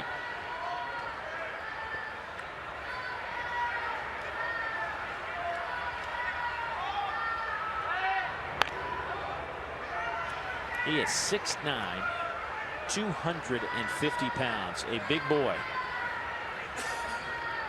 Run it up there a little bit too. We've already seen a 92 out of Buchanan. A little funky arm action that kind of pauses when he comes to home plate a little bit, but it comes out of his hand all right. Whew. That's pretty nasty. That was pretty good. A slider in there at 80 that was 12-6 rotation. What's the spin on this ball? Bregman doesn't get fooled a lot by the spin. That one had him out in front. Tried to check it but couldn't. Now he's in a 1-2 hole. Runner goes. Bregman swings past it, and look at the arm from the catcher, Stuart Turner. Just flicks it down, and they nail the runner at second base. So Ole Miss gets out of it. Stuart Turner has now thrown out 21 of 40 that have attempted to steal. He has just been dynamite all year. Ole Miss will need some dynamite in those bats. They're down 5. That, boy, getting interesting as we head toward the postseason. Well, new pitcher for LSU as we move to the 8th inning. Joey Bourgeois making his 29th appearance on the year. Great numbers for Joey. 29 strikeouts, 7 walks, ERA of 2, and 27 innings. You just like saying that name. I do. Bourgeois.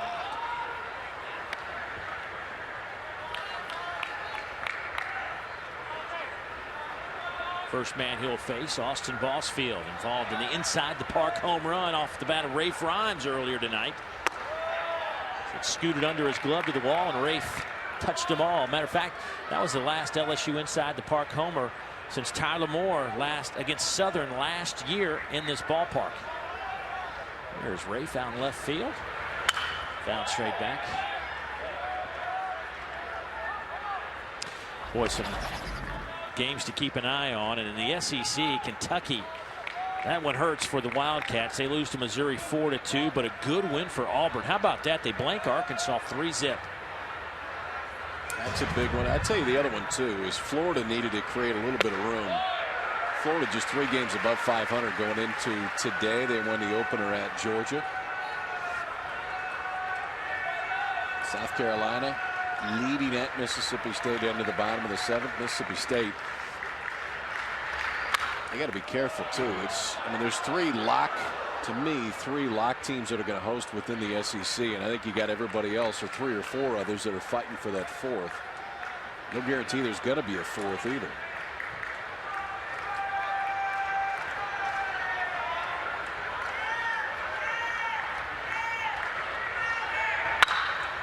Ground ball to Bregman. Good hop.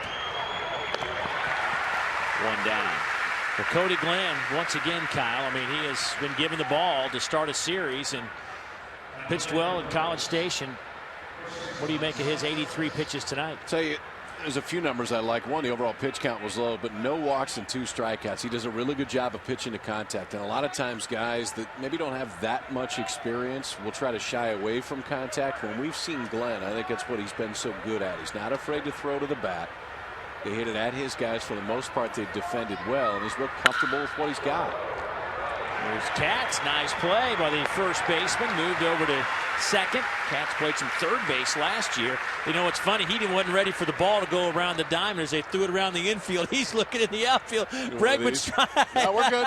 Look at him. We're good. Oh, that was funny. He's looking out in right field, and Bregman's trying to go around the horn with it. He's used to just making a first throw around the horn and get out of the way. I think he was excited just to make the play. That was funny. 2 outs for Preston Overby. That's off the fist. Is that going to sneak in? Just past the glove of Bregman. Boy, Bregman covered a ton of ground but couldn't catch up to it. 2-out base hit.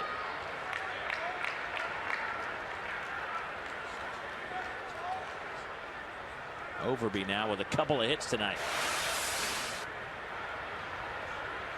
Here's Katz on that last out.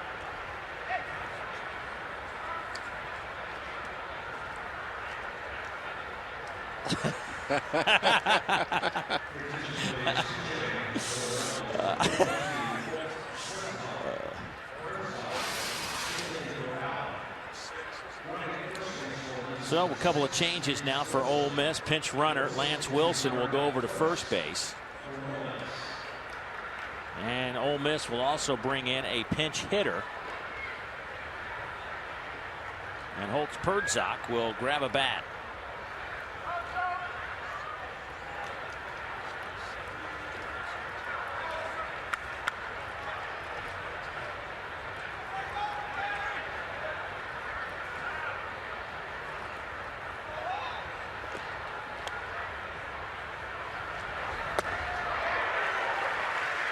In there for a strike to Perdzak, the freshman out of Memphis, Tennessee.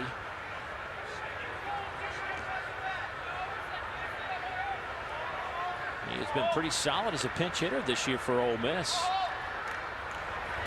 Leads the team with 7 pinch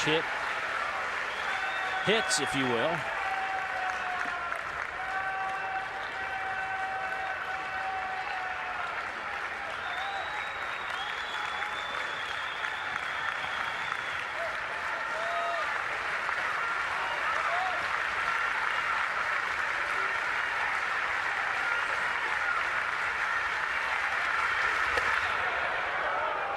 That one misses inside. It's 1-2 on Perdzak.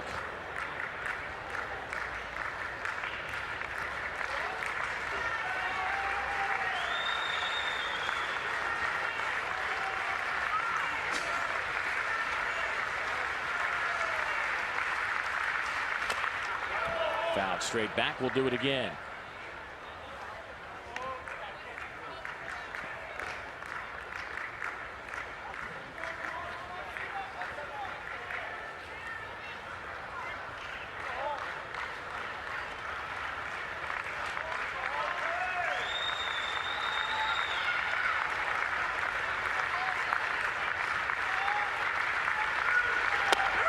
Got him looking. Pretty nasty from Joey Bourgeois. He gets the strikeout. We head to the bottom of the 8th inning. 6-1 Tigers in front. To win the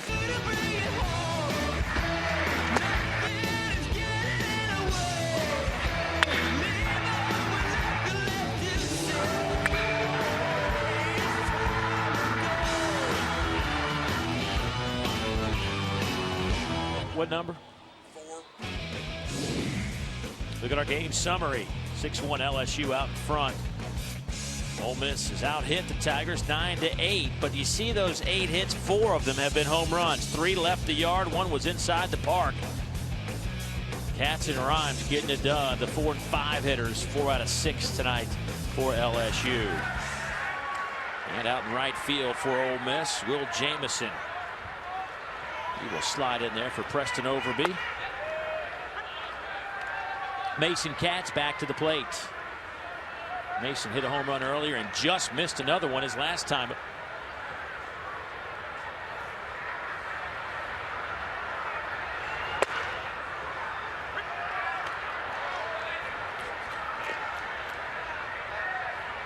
How about the numbers from the 4, 5, and 6 guys? 5 hits and 8 at-bats. And a home run for each one. Katz base hit down the line. This could be 2 for Mason. He will turn the corner, put the brakes on.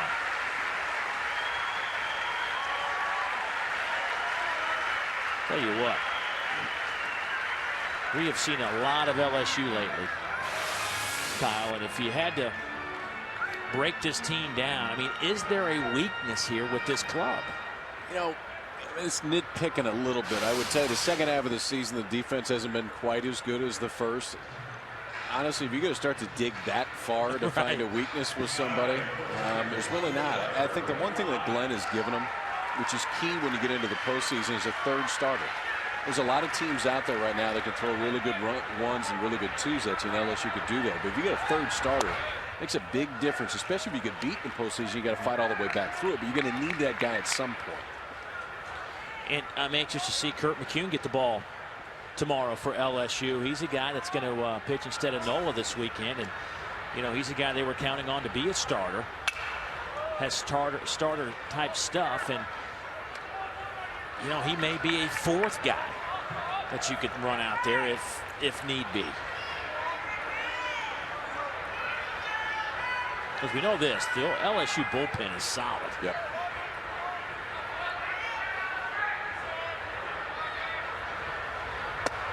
Chris Cotton at the back end of that bullpen has been dynamite.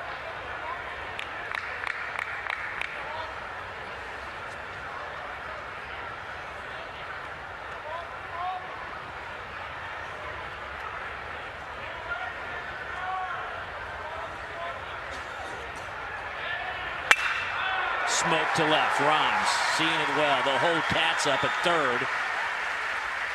Back-to-back base hits.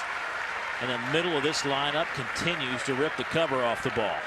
Third hit of the night for Rhymes. He's a triple short of the cycle. 3 hits for Katz, a couple of doubles and a home run. Brewers are seeing it pretty well tonight. Rhymes will exit the game for a pinch runner. Good night for Rafe. Inside the park, home run. Got flipped up at the plate. Probably see that over and over again on Sports Center. Got to be a top 10, right? Oh, yeah. Go inside the Parker and go head over heels to get there? Absolutely.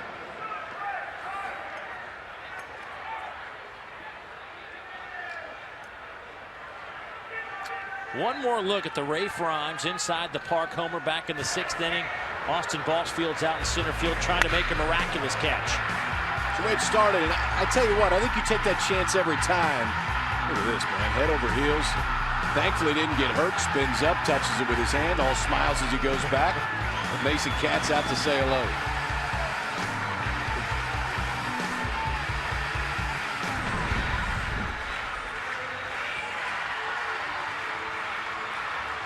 Once again, young man got cut from this team in 2009, but never gave up on his dream. Wrapping up his career in the LSU Tiger jersey. How about that for the Tigers tonight? 4 home runs on 10 hits, 3 for 4 with runners in scoring position.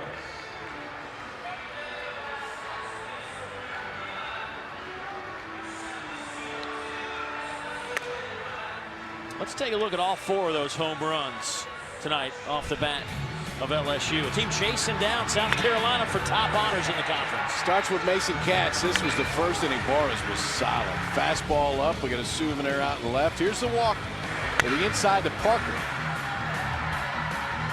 Head over heels for Rives, and then the 4th of the night by the leadoff hitter, Sean McMullen. Fastball on the inside part of the plate. No doubter to right, ties a season high for home runs in a game with LSU with 4, and they lead it 6-1 here in the bottom of the 8th. Well, Scott Weathersby will get the ball for Ole Miss. The redshirt sophomore out of Hattiesburg, Mississippi. He's 0-2 with a 4.4 ERA in his first season at Ole Miss.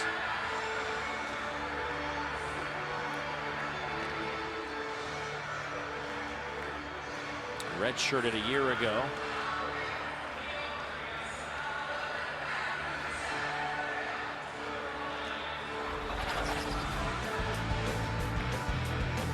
Well, you look at the home of the Women's College World Series in softball. Always a big ratings grabber on ESPN networks.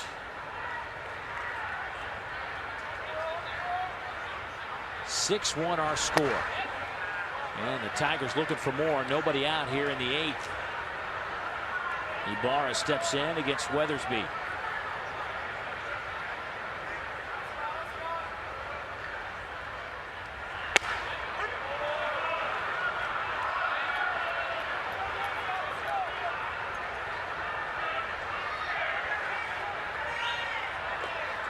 Weathersby suffered his second loss of the season and his first against an SEC team in the series finale against Mississippi State last weekend. That was the game in which the Rebels had a 6-0 lead and lost the game 7-6. Those kind of games sting for a while.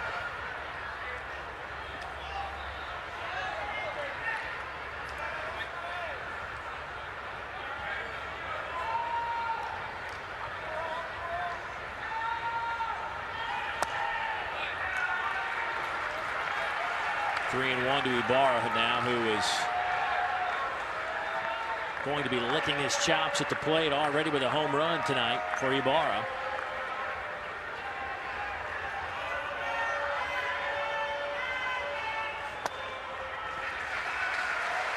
And now they're loaded.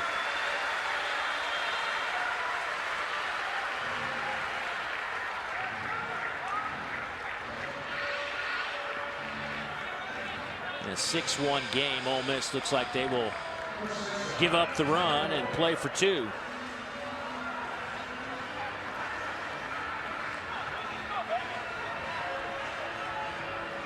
Here's Tyler Moore, the sophomore at first base tonight. That's some outstanding defensive work over there at first base.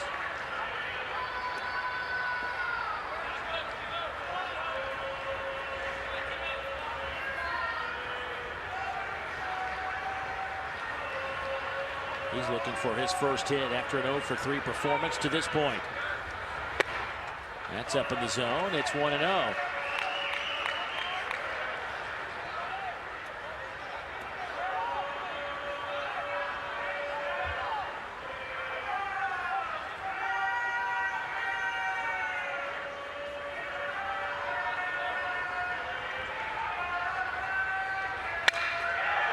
Center field. Catch is made. Runners will tag. Sacrifice fly for Tyler Moore, and it's 7-1.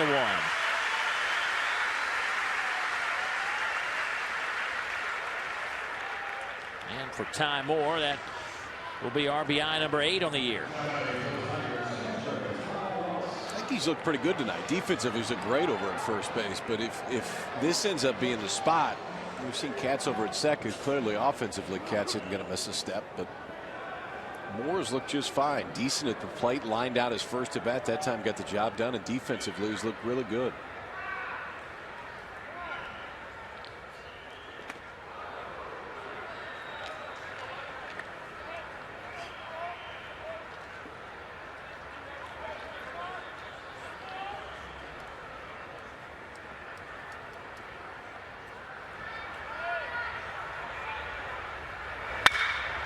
See if this is 2. Over to first, and that'll do it. Tigers do get a run. Ole Miss down to their final 3 outs.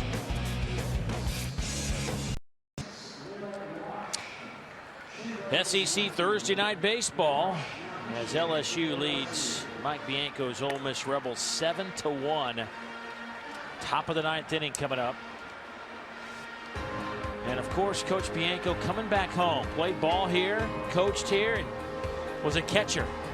Look at Smoke Laval coaching third base, former head coach here after Skip Bertman. Look at the sweet swing. Huh? Come on, look at Coach. Tape around the shoes. Oh, you love that. Spin it back, going old school Converse when he was catching. Handles the pitching at Ole Miss and said he had a chance to catch up with a mentor in Skip Bertman today. As he comes back home, he only gets to come back here a couple times, once every 2 years for a series, obviously. But you look at the numbers for Coach Bianco, and has really built that Ole Miss program up. The facility is outstanding, and just Ole Miss a national baseball team. Yeah, they have been. I mean, they are still one of those teams, and Coastal Carolina is one of these to where you keep saying, all right, one of these years they're going to take that next step. And that next step is not an easy step. But you go to 4 Supers in 12 years. That's accomplishing something in and of itself. Well, Kyle, let's go back. I mean, it was a couple of years ago. They had 2 golden opportunities hosting Supers at their place. They lose to Miami in 3, I think. Then Virginia, wasn't it? I think it was Virginia got them, yeah. And another 3-game series that was outstanding. I mean, they have been on the cusp. But you're right. I think it's one of those things where you got to. It's like Florida State trying to win a national championship. How many times has Mike Martin taken the Seminoles to Omaha, and they can't seem to close it out? And Mike Bianco's gotten his team right on the edge of Omaha, and they just can't seem to crack through that ceiling.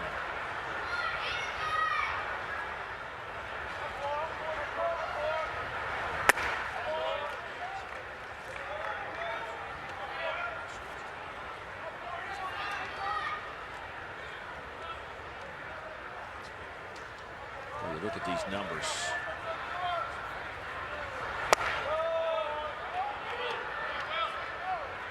Will LaMarche, the junior out of Pleasanton, California.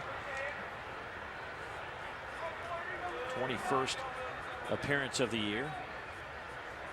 He is a hard-throwing right-hander. To second. Katz another ground ball. Makes a nice throw. Let's see how he handles the around the horn. There you go. He was ready that time. Starting to get it figured out.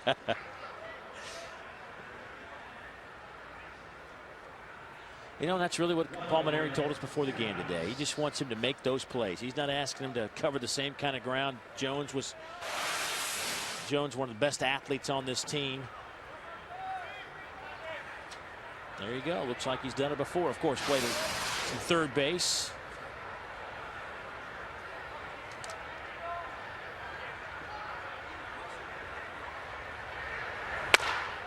Well, we're going to chase down Mason Katz after the game. So stick around because you're going to drop that question. Oh, too.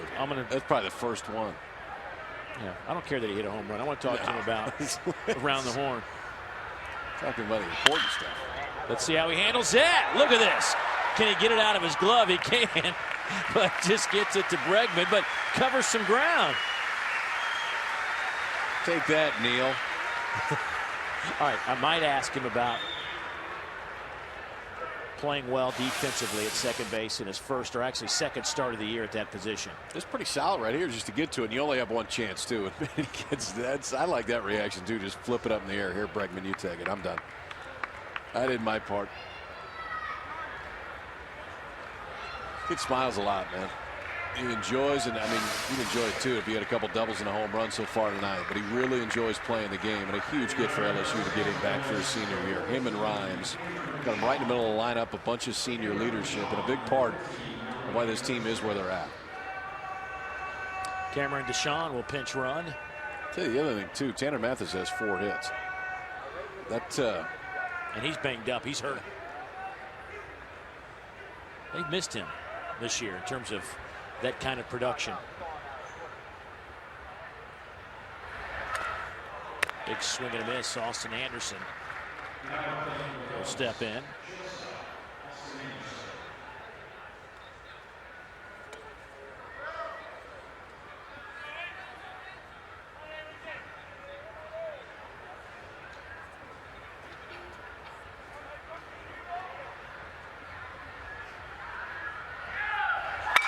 Ground ball back up the middle. Nobody can catch up with that.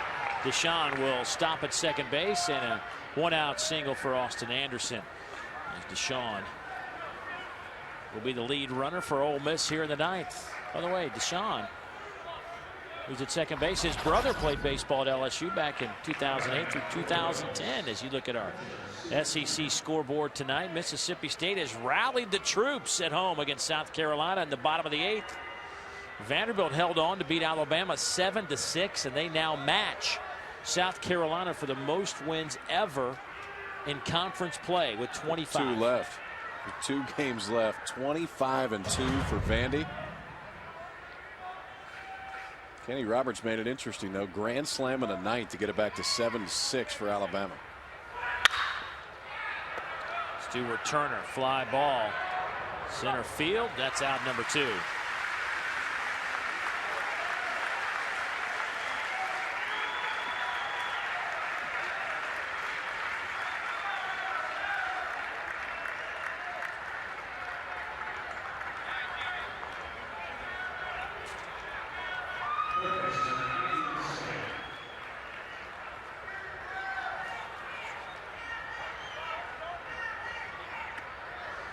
Andrew Mastoni. Perhaps the last chance for the Rebels in a 7-1 ball game.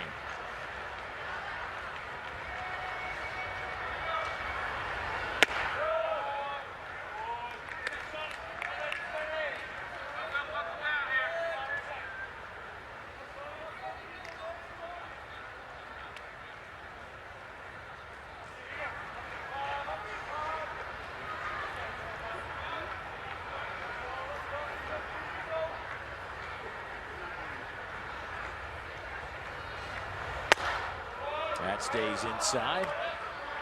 It's 2-0. We talked to Paul Maneri earlier tonight.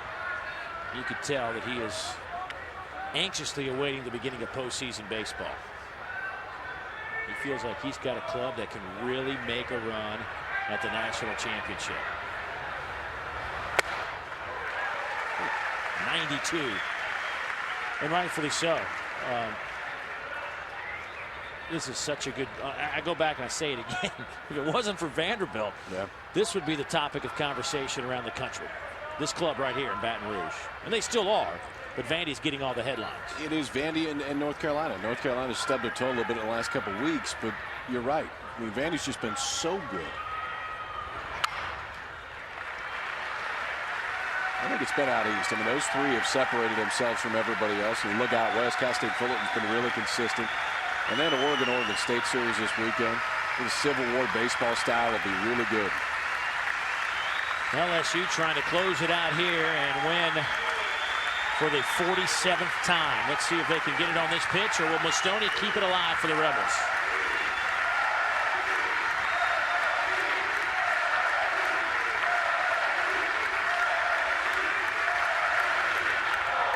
And Mastoni. LSU has been so good in this ballpark. 32-3 on the year.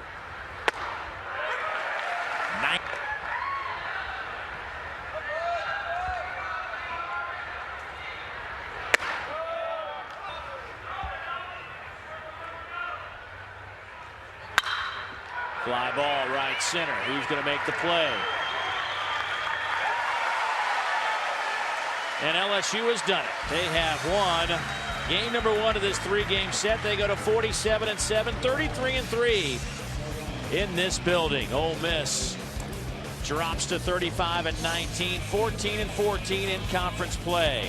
7-1 our final score. Time to send it off to the studios and Matt Schick and College Baseball Live. But stay with us. When we come back, we will visit with Mason Katz.